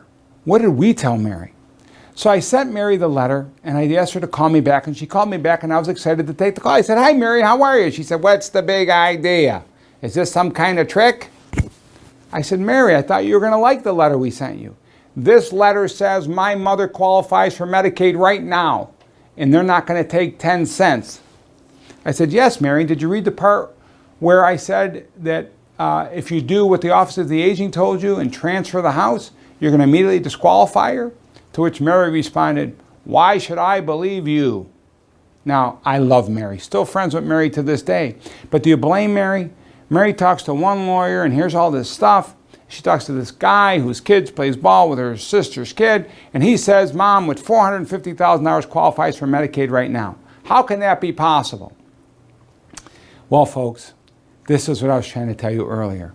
Medicaid is not about what you have and what you give away and how you give it away and what you have and all this. Medicaid is 13 core rules and how your fact pattern applies to those 13 rules. And for Mary, her fact pattern applied where she qualifies. In fact, I've gotten people with as much as $800,000 qualified on Medicaid. While you don't like that, the law permits that. So I'm a lawyer. I help people follow the law to get the benefits that they would like to have available to them under the law. And if you don't like it, don't do the planning. If it is something you'd like to do, we're here to help you and show you how to do that. So you think Mary was surprised? Well, Mary went and hired us, and we did protect Mom. Immediately she was qualified on Medicaid. We protect all of their assets, and believe it or not, I still see Dad in the breakfast diner I go to, and he still visits Mom every day, and it's 7 years later. And I'm so happy to have been part of that success story. And that's what it is. It's about the preservation we did for him and his family. We preserved the family home, the family assets for him, his family. He's able to provide things for his wife in the nursing home that Medicaid wouldn't. And again, that's the way these things were designed, to help keep people autonomous as long as possible. So let's talk about the people who didn't wait till crisis. Mr. and Mrs. Richards. They, like you, were listening to this workshop, but they came into a live workshop. And they said, Dave, that's all great about Mary, but you know what? We're a little older, and we have a lot more money. We have $577,000. And the question they had for me was, if they gave assets away now, how long did they think it would be till they can qualify for Medicaid? And what do you think their answer was and everybody else's? Yeah, 60 months. It's just not true. So as I go to the next slide, I'm going to share, can they protect their assets sooner? And what I'm going to do is I'm going to be able to share with you how Medicaid works for you. Now, as I go to this next slide, if you have any experience with Medicaid, I really need you to just shut that out of your mind, because nothing I say is going to make sense to anyone who thinks that they know Medicaid. But if you just listen openly to what I'm going to say, I could tell you this is the way it works, and then I'd be happy to discuss any differences you believe one-on-one to make sure I can get you educated into what we know. Okay? So let me tell you what we were able to tell Mr. and Mrs. Richards, because they had $577,000 and they were concerned whether they had 5 years left to plan or not. So we were able to tell them this. Mr. and Mrs. Richards, currently you have $577,000, and all of that is at risk of loss to a lawsuit, nursing home, or other predator. However, with an asset protection plan we could put in place right now, we will immediately protect $449,000 from a nursing home and long-term care costs, but will protect all of it from creditors and predators. Of the $128,000 that will still be at risk only to long-term care costs, it will only be at risk for 37 months. If you stay healthy 37 months, you will begin protecting that $128,000 at a rate of $3,459 each month after month 37 until month 60, when everything is safe. Now, what's unique about this? We can tell every one of you this. When we sent the letter to Mary, it was very simple. Mary, your parents have $425,000 or $450,000, and we can immediately protect 100% of it from the nursing home and from creditors and predators. For the Richards, we could protect 100% from creditors and predators, but near close to 80 some odd percent from the long-term care the first day they come into our office. Each one of you has these numbers. You have an amount of assets that you have. You have an amount that we can protect immediately. That's usually between 60 and 80%, but can be, as we learned in Mary's case, as high as 100%. Then there's a balance at risk. That's usually between 10 and 30%, sometimes 40% that's at risk, but it's only at risk of time for a period of somewhere between 0 and 60 months. Some clients were protecting after 3 months, some after 23 months, some after 33, 47, 59 months, but never longer than 60, never less than 1. Okay? Those are the 5 key numbers. What are your key numbers? Again, filling out that one-page form, we can send it to you, or we'll show you another way to get this if you want to get it directly from us. Okay? We all have our own numbers. The question is, what are yours? So if this is what you want, how do you get there? What is the estate plan we need? Well, now we get to talk about trust. That's how we protect our stuff. But we're going to talk to you about the different types of trust and what protect your stuff and what don't. So let's get started. All right, so let's talk about trust. How do they help us protect our stuff? Well, the first thing we got to consider is what type of trust is it? There's two types of trust. There's what's called the testamentary trust. That's a trust in your last will and testament. And then there's what's called a living trust. That's a trust you create while you're living. For those of you that are a little bit older, you may remember them being called inter vivos trusts, which in Latin, while living. Today we just call them living trusts. And as living trusts, we have two types. We have revocable living trusts, which we refer to as open boxes. And we have irrevocable living trusts, which we refer to as closed boxes. So I'm going to help you understand the difference between all these different types of trust. Well, the first trust, the testamentary trust, what's important to remember is because it's in your last will and testament, it doesn't exist until two things happen. The first thing that has to happen is you have to die. And the second thing that has to happen is your will has to go through probate to have the court set up the trust. Now again, I don't know why anyone would want one of those. We do use those regularly, but only as a defensive estate planning tool, never as an offensive or intentional tool. So my younger people who aren't worried about dying now, and I'm not worried about you dying, those are great tools to have just in case something happened that you didn't expect, to make sure that all the protections that we're talking about can still apply to your loved ones after you're gone. Okay? So let's talk about the living trust. There's three parties to a living trust. The first party is the grantor, the person who creates the trust. They're also called the trust maker or trustor. They have all different kinds of names, but it's the person who creates the trust, the grantor. The second person in a trust is called the trustee. That's the person who's responsible to carry out all of the terms and instructions that the grantor puts into the trust. And then the third party to a trust is the beneficiaries. Those are the people who are intended to benefit from the trust. Now, when you think about a revocable living trust or an RLT, we call it an open box because that's a trust that the grantor is you, the trustee is you, and the beneficiary is you. You get to be all three. So you say, well, why do it? Very important reason why. Because it's a document that grants authority to you to manage your assets in a certain way. Now, if you turn it into an estate plan with all your rules of instructions, it does a lot more. It'll give the instructions for who gets to take over when you can't, what the terms and conditions have to be for you not to be able to do it, who gets to decide it. A properly drawn rule book will say the people you want to make those decisions, not courts, and that'll be valid because the law permits it. Isn't that interesting? As long as you have the rules in there, the law will authorize it. But most estate plans or trusts are just legal documents. On LegalZoom and in most law offices, they come out of form books and they give a lot of authority, but they don't give any instructions. So what we have to do in this rule book is we add your instructions that says who's in control, who benefits, and when. And that's what a revocable living trust is. You can put stuff in and take stuff out whenever you want. That's why people love them. Okay? So they're great. The revocable living trust is the premier estate planning document with instructions that you can have to make sure what you want to have happens when you do, when you want it, how you want it, the way that you want it.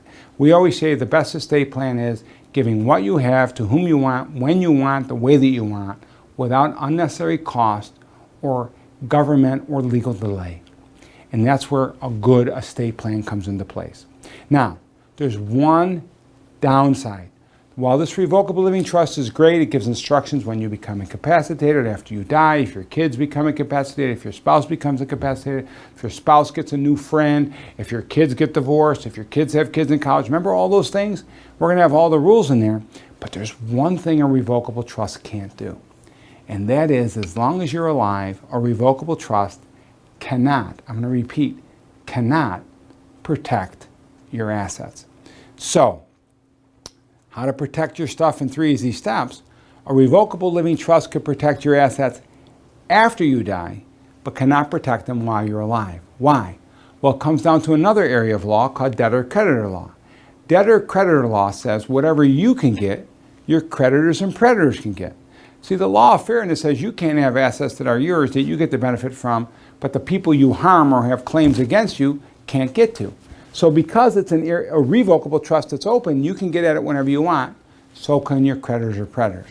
So the revocable living trust is a great estate planning tool to put in all your instructions, but it is not an asset protection tool.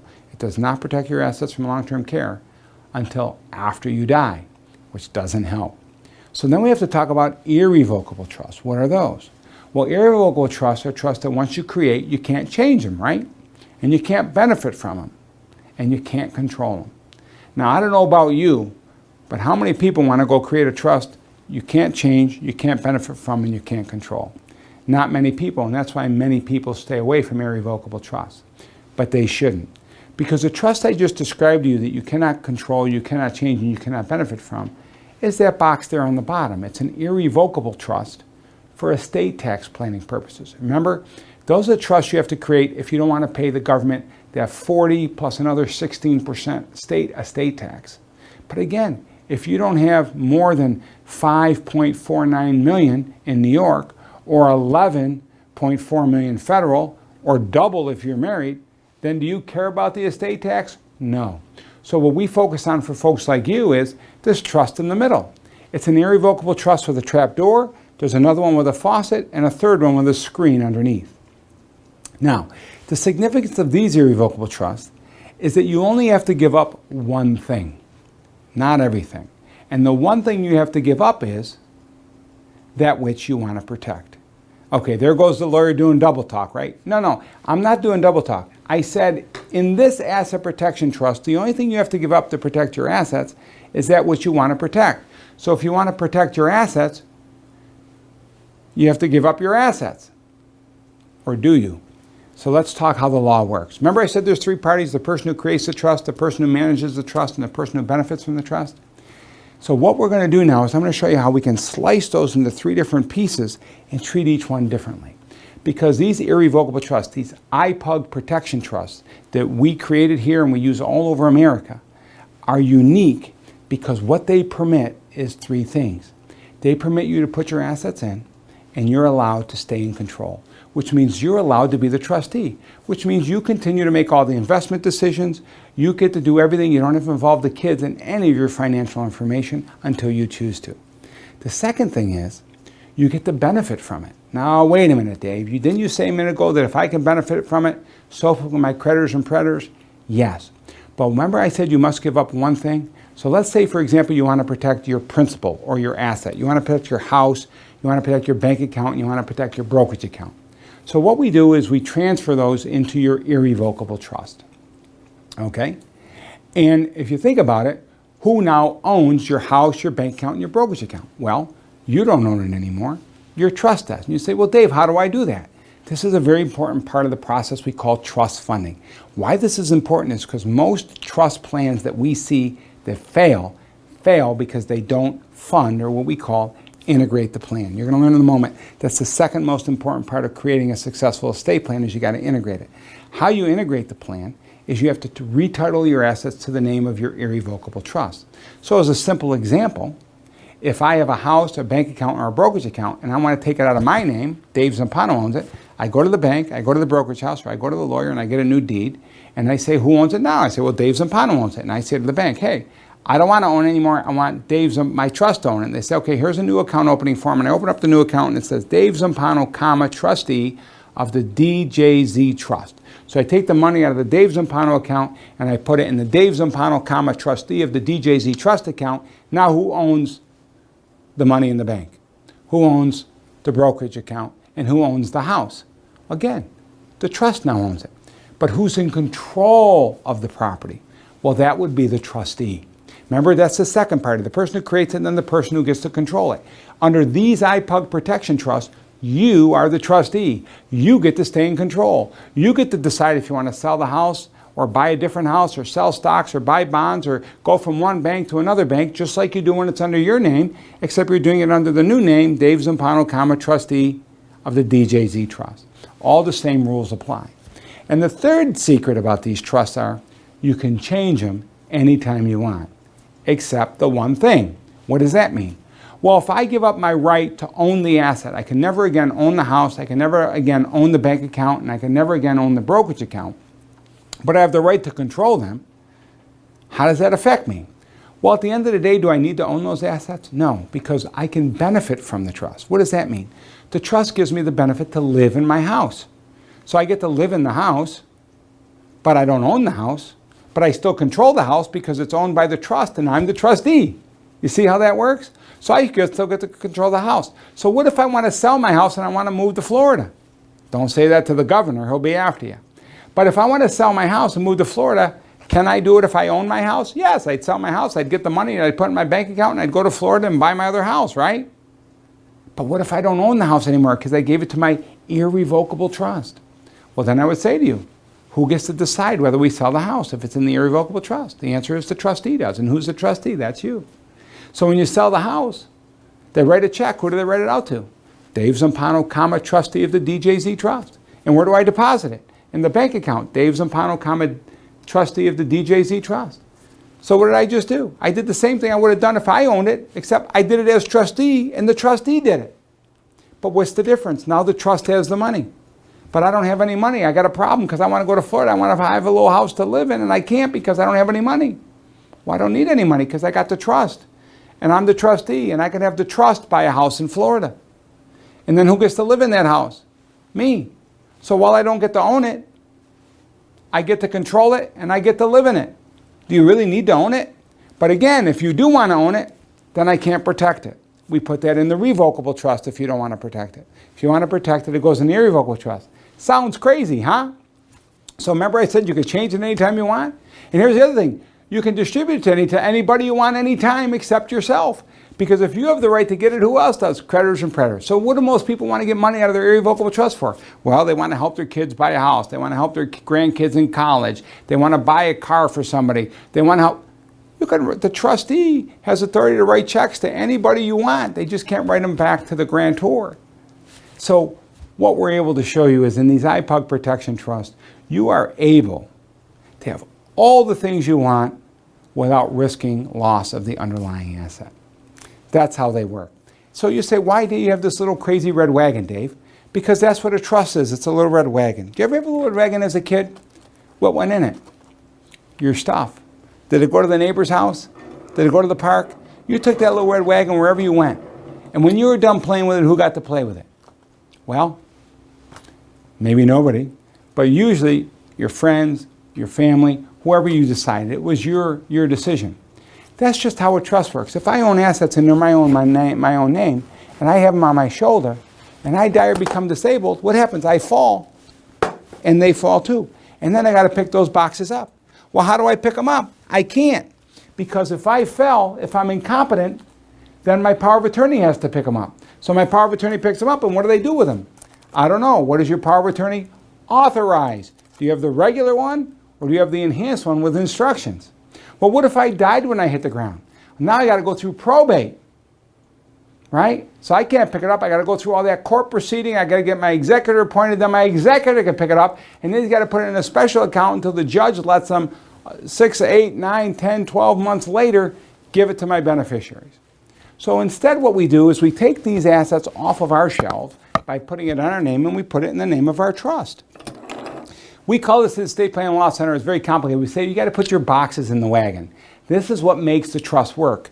Because if I have this great trust with all my rules, but I still own everything in my name, and I fall or die or become disabled, the boxes hit the ground. I got this great trust with all these instructions, but what does it cover? Nothing, because it's empty. So when I put my assets in the trust funding, now I go through the playground of life. If I die or become disabled, just the handle hits the ground. All the boxes are protected safely in the wagon. And then whoever gets to play with the wagon when I'm done with it, in my trust it says when I cannot be the trustee, my wife can. She gets to pick up the handle and then do what with it? Take it wherever she wants, right? No. Take it wherever I instructed, because this is my rule book. My wife has created her own rule book in case something happens to her that I need to follow. So just like that little red wagon, I get to put my stuff in it, I get to take it wherever I want, and I get to decide who plays with it after I'm gone, and I get to decide what goes in and what comes out now, after I'm disabled, after I'm gone, after my spouse becomes disabled, after my spouse gets remarried or gets a new friend, after my spouse dies, after my kids get divorced, after my kids are out of college, right? All those things we talked about are all there in the rule book. So you see, it's simple. as a little red wagon. So going on, I want to just share with you now, how do you create one of these rule books?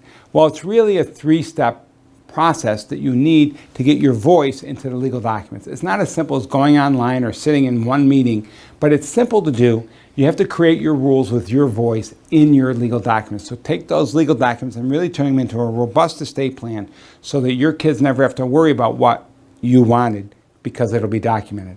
Then the second step is we're going to integrate your assets with your plan. Because remember, if the boxes aren't in the wagon, the trust plan or the estate plan won't work. And then the third thing we're going to do is we're going to encourage you to maintain your plan. Why? Because things change. Your health changes, your finances change, your family changes, and the law changes. And as those things change, it may change on how you want to address those things in your rule book. Without all three things, creating a plan that's unique to you, integrating your assets with it, and maintaining it, you're going to be one of those people like the Washington State University study, the 96% of Americans that do not have an estate plan that will work. So, in closing here, this last 15 or so minutes here, I want to really focus on my second distinction of this workshop, which is good marketing versus good lawyering. I'm going to put myself on a ledge and say, I'm a good marketer. How do I know? Well, because you're listening to this workshop. But I'm here to tell you, beware of good marketers, whether it's me or anyone else. Instead, how do you know that we're really good lawyers? Well, for me, it's very important that I educate. Have I sold anything today? Clients can do wills, they can do trusts, they can do whatever they want. Doesn't matter to me, it's not my plan.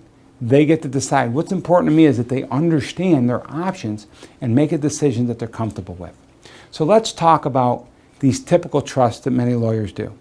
A lot of their trusts, they say, well, we avoid guardianship because we have this two-doctor incompetency. Well, that's legal language in a trust. It doesn't always work because, as I said, doctors aren't very friendly toward lawyers because they're afraid of them, and I don't blame them. They're always getting sued by lawyers. So the problem is that while many of those have a provision that says you're incompetent when your doctor says you are, most doctors won't sign off on that because they don't want to be held, quote, liable for deeming you to be incompetent without a proper proceeding. So in my 27 years, I can honestly tell you I've never been able to get a doctor to sign a letter saying that anyone was incapacitated. They always anchor it back and say, well, put it through the proceeding and let the court tell us they're incapacitated. So while those triggers are in there, they say it's in there, they usually don't work. The other thing is, I can't count how many times we've seen people that have these estate plans. They're the basic ones, the regular ones, which are still better than nothing. They avoid probate and get basic instructions. But the problem is they don't work because they never put the boxes in the wagon. That trust funding or that integration is so important. That's why most of those plans work. While they're good marketing, they get you in there and explain you, oh, we're going to save and do all these things. So many of them fail because they're not funded. And finally, the biggest mistake all of these plans make, and I've yet to see a plan out there that doesn't do this, is when you die, you give most of these, if not all of them, give assets to the people they love, meaning to their spouse and to their children. Do you remember in the beginning of the workshop I said we never want to give anything to anybody we love? And you thought I was kidding. I'm not kidding. I'm going to show you why you don't want to give anything to anybody you love. We've already talked about it. Remember all those other slides about creditors and predators? Your spouse is your greatest potential predator because you gave the money to the spouse, but she ended up in a nursing home, she ended up getting sued, or she ended up with her new friend Biff the pool boy. So again, when you think about those things, you say, well, wait a minute, those plans didn't work. But I always thought that, I never understood how that works. So what's the rest of the story? So a proper plan is going to do a couple different things. The first thing it's going to do, and I say beware of the we do that syndrome, because here's what usually happens. People come and they come to my educational program and then they go see their regular lawyer who says, hey, I learned this thing from Zampano. And they say, yeah, we do that. Well, I learned this from Zampano. Well, we do that too. Well, if they don't have our trust system, they don't do it. And I know they don't have our trust system because I'm the only one in this region with it. So that being said, beware of the we do that syndrome. But let me tell you what the trust system does, or what good planning does in our estimation. And you're free to go to any attorney you'd like to get the planning done. Of course, we'd love you to do it with us because we love protecting families. But we love working with people that see estate planning the way we do too, which is important. So let's talk about how you can protect your family. And it comes down to these personal options. The first thing is the personalized disability rules and instructions. In our document, you are going to dictate when you become disabled by creating a panel of people that you select, no less than 3 and no more than 5. And that panel of people will decide when you're disabled. Once they decide that, all of your disability provisions kick in, and we never have to go to a court or to a lawyer other than us to help you build that disability statement that your panel signs. That's it. Once you're disabled, and all the provisions you put in to say what happens when I become disabled then come into place. Then let's look at the other part of it. What about protecting your assets? The first part is your IRA. Is your IRA safe while you're alive? Yes. You don't need to put your IRA in a trust because it can't go in a trust while you're alive. Because under the federal tax law, your IRA is already protected. Because the federal government has decided that it's very important that we protect people's retirement so that they don't become a burden on the government. So your IRAs and qualified plans are generally protected from lawsuits, creditors and predators, even from bankruptcy. So they're already protected. But here's the problem. Only when you're alive. Did you know when you die and you give your IRA to your children, they're no longer protected? The only exception is if you give it to your spouse. So if you give your IRA to your spouse when you die, then it stays protected. But if you give it to your children, they get it in a special way from the IRS, but it's no longer protected. It's subject to creditors and predators, and that's based on a U.S. Supreme Court case in 2014 called Clark v. Remacher. So how do we protect it? Too much to talk about here, but for anyone who's interested, I've written a book called Protect Your IRA, Avoid the 5 Common Mistakes.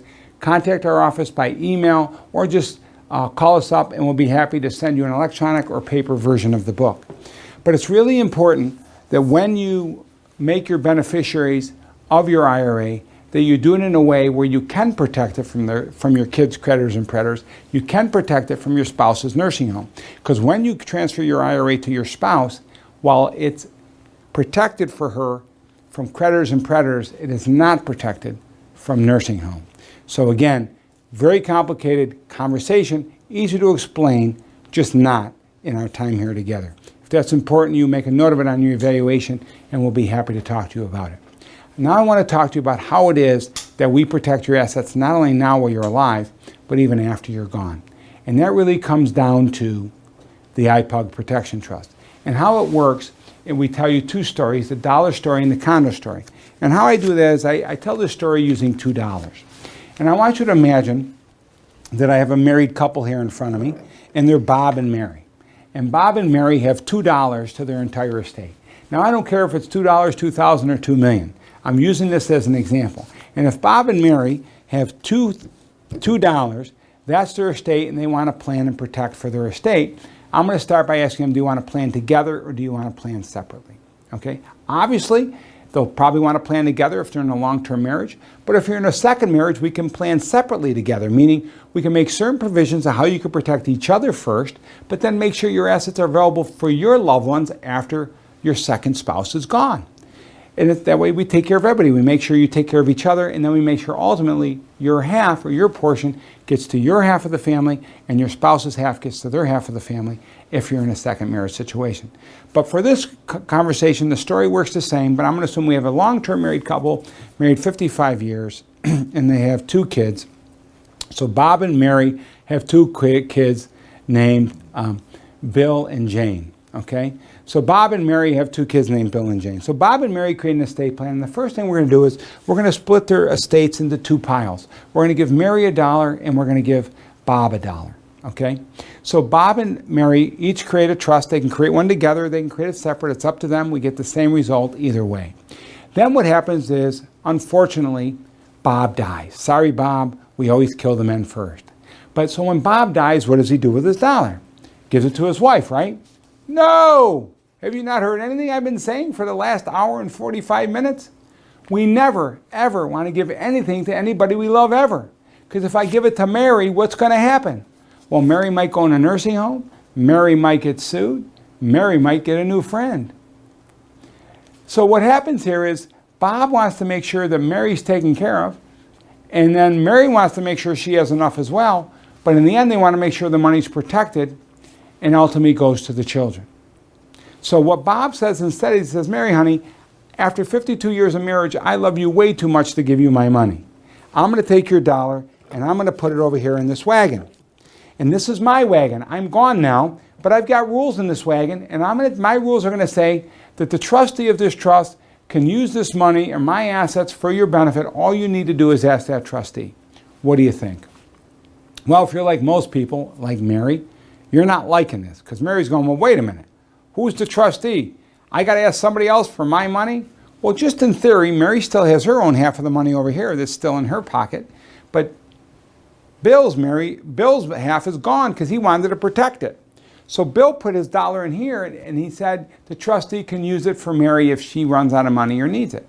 But then Mary goes, I don't like this. Who is this person? And Bill says, Mary, you're the trustee. So Mary gets a smile on her face. She goes, oh, I'm the trustee of that trust, and I get to decide when I get it? Bill says yes. But then Dave, the attorney, says, one caveat, Mary, you have to have a co-trustee. Because if I let you do that alone, you can get the money whenever you want. Remember earlier I told you about asset protection? If you can get it whenever you want, so can your creditors and predators. So what Bill does for Mary is he gives Mary a co-trustee, his son Bob. So he makes Bob Mary's co-trustee. So now Mary's living on life after Bill is gone, and Mary calls up Bob and says, Bob, honey, I need $20,000 out of Dad's trust. And Bob says, sure, Mom, why? Well, I need a new car. Well, Bob says, oh, Mom, you're so cute. There's nothing wrong with your 1975 Dodge Dart. The rust in the door is better than air conditioning. You can't have the money. Is Mary happy right now? No. What about Bill? Well, Bill's got no say. He's gone. But yes, he does, because remember, this is Bob's rule book. Just like the letter we left for the babysitter, Bill left very descriptive instructions for both Mary and Bob. So what happens is, Mary says, you know, Dad wrote in his plan, anytime I want, I can say 2 magic words to you, Bob. And they're not the ones you're thinking. You're fired. So Mary can fire her son, Bob, as co-trustee. Now, later that night, Mary's daughter, Jane, calls up and says, hi, Mom, how you doing? And Mary says, Janie, I'm so upset. I had to fire your brother today. I need a new car. He wouldn't give me the money. I don't know what I'm going to do. And Jane says, Mom, you should drive a Cadillac. And so then Mary says, Jane, how would you like to be my new co-trustee? And that's how it works. Jane now picks Mary as her co-trustee, and Jane consents to Mary getting the money to buy her new car. And that's how the trust works. It's protected from bad people, but not from good people. Mary. But what happens if Mary didn't want a new car? What if Mary had a stroke and went in the nursing home? The nursing home would say, Mary, thank you for your money. We're going to take all that. And I see your husband left you money. We're going to take that too. And then while they're reaching for Bill's money, they get their hands slapped. And Mary says, you know, I'm sorry. My husband created this crazy rules that says, you know, I can have that money for me, but I got to get permission from my son. Again, I'm making Bob the trustee again. We're going back to the original scenario. So Bob says, Mom, what do you need the money for? She goes, son, I got to pay the nursing home $12,000 this month. And Bob says no. So what does Mary say? Gosh darn kids these days. Mary's not going to fire him because she wants him to say no. And we've now protected Bill's money from Mary's nursing home. Okay? So now I'm going to go back and create a third scenario. Let's say Mary still got her half of the money and Bill's money's still over here, but she doesn't need a new car and she doesn't end up in a nursing home. Let's say she ends up hitting that kid on the way to church. Can they get Mary's money? Yes, if it's in a revocable trust. No, if Mary put it in an irrevocable trust during her life. But let's assume she left it in a revocable trust. They could take Mary's money. Can they take Bill's money? No, because Bob's going to say no. So we've protected Bob's money from the lawsuit. We've protected it from the nursing home. So let's go to the next scenario. Let's say Mary doesn't want a car. She doesn't go in the nursing home and she doesn't have a lawsuit, but instead she has a new friend. Remember Biff, the pool boy?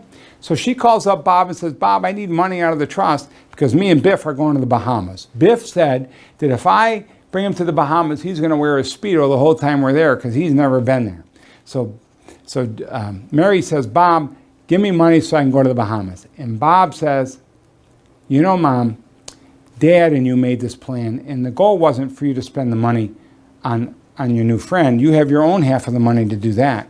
Dad's half, he wanted it protected for you and then for Sis and I if we should need it. And Mary says, I don't care. I want the money. Give it to me or I'm going to fire you.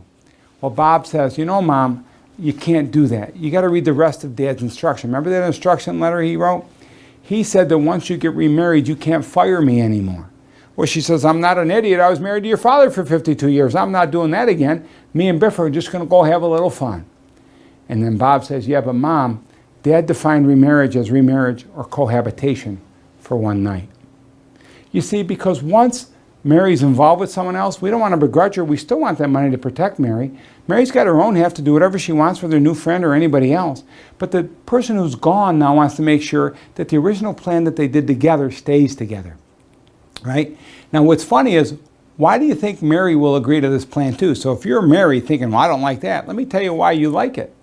Because you don't know if you're going to be the one that dies first, and it's your money we're protecting from Bill's new friend. So that's why estate planning works. We do it together, we set the rules, you keep what you want on your half, and then you protect each other. If it's a second marriage, we can protect it for the second spouse, and then when the second spouse is gone, have it go back to the deceased spouse's children. Okay? So really simple how the dollar story works. Now I want to take this to the promised land and we'll be wrapping up. So I'm going to go back to the original thing. Now we've got Bill's dollar over here because he had died a while ago. We got Mary's dollar over here and now Mary dies. So what do we do with Bill and Mary's dollars? Well, if you're like most people, you say, well, we're going to give $1 to Bob and we're going to give $1 to Jane. And what do you think I'm going to say? Have you not listened to anything this last 2 hours? You see, we don't want to give any money to anybody we love. Instead, what Bill and Mary do is they create a trust for Bob and they create a trust for Jane. Okay? Now, assuming this is Jane's trust, this is Bob's trust, Jane says, Bob, will you be my co-trustee? Sure, Sis, will you be my co-trustee? Yes. So now Bob and Jane inherit all the money from Mom and Dad in a trust that they control. So Mary's trust is her benefit and Bob is her co-trustee. And Mary says to Bob, Bob, I'm moving to Florida. Will you give me $100,000? I need $100,000 out of Mom and Dad's trust they left for me so I can buy me a condo in Florida. And Bob, being the big brother, says, no, Sis, that would be crazy. And Sis says, you're fired. And Bob says, no, Sis, don't you remember the workshop Zampano showed us? We don't want you to take the money out of the trust. Let's let the trust buy the condo. Remember, because this is in trust now and the trustee is Jane and Bob, Jane can use the money in the trust to buy anything she wants. So Jane is going to let the trust buy her condo in Florida. And you say, well, why are we going to do that? Because the money inside the trust is protected. We never want to take it out of the protected. We don't want to take it out of the cocoon. It's all safe. So now Mary and Bob together as trustees buy the condo in Florida. So who now owns the condo in Florida? Jane's trust. Who gets to live in the condo in Florida? Jane, not Bob. He's a trustee. He's not a beneficiary. So Jane goes down to Florida with her husband of 27 years, and they're living in the condo. She takes up gardening. He takes up golf. One day he comes back from golf and he says, oh, honey, you're never going to believe this. I met my new best friend. And she comes in all dirty from the garden. She says, tell me all about him. He says, well, actually, it's a her. Her name is Bambi the barmaid. We met at the 19th hole. You see, she had 36 double Ds and she bumped into me 3 times, so I finally introduced myself. It turns out we got a lot in common. So here's my divorce papers. Here's my P.O. box. Send me a check for half of everything. Does Jane's husband get half of the condo? No, because Jane doesn't own the condo. Does Jane's husband get any of the assets that Bill or Mary left Jane? No, because Mary doesn't own them. Mary's trust owns them. Mary can use them as much as she wants, but nobody else can get them. Her husband that's leaving her can't. If she goes in a nursing home, they can't touch the assets. If she gets sued, they can't touch the assets. And are you ready for this? If her kids are in college, they can't count the assets toward their eligibility for financial aid. You see how all the picture comes together? So it all comes down to, do you have your wagon created for your family? And it's as simple as a dollar story and a condo story to figure it all out. So that being said, as we close here, I just want to remind you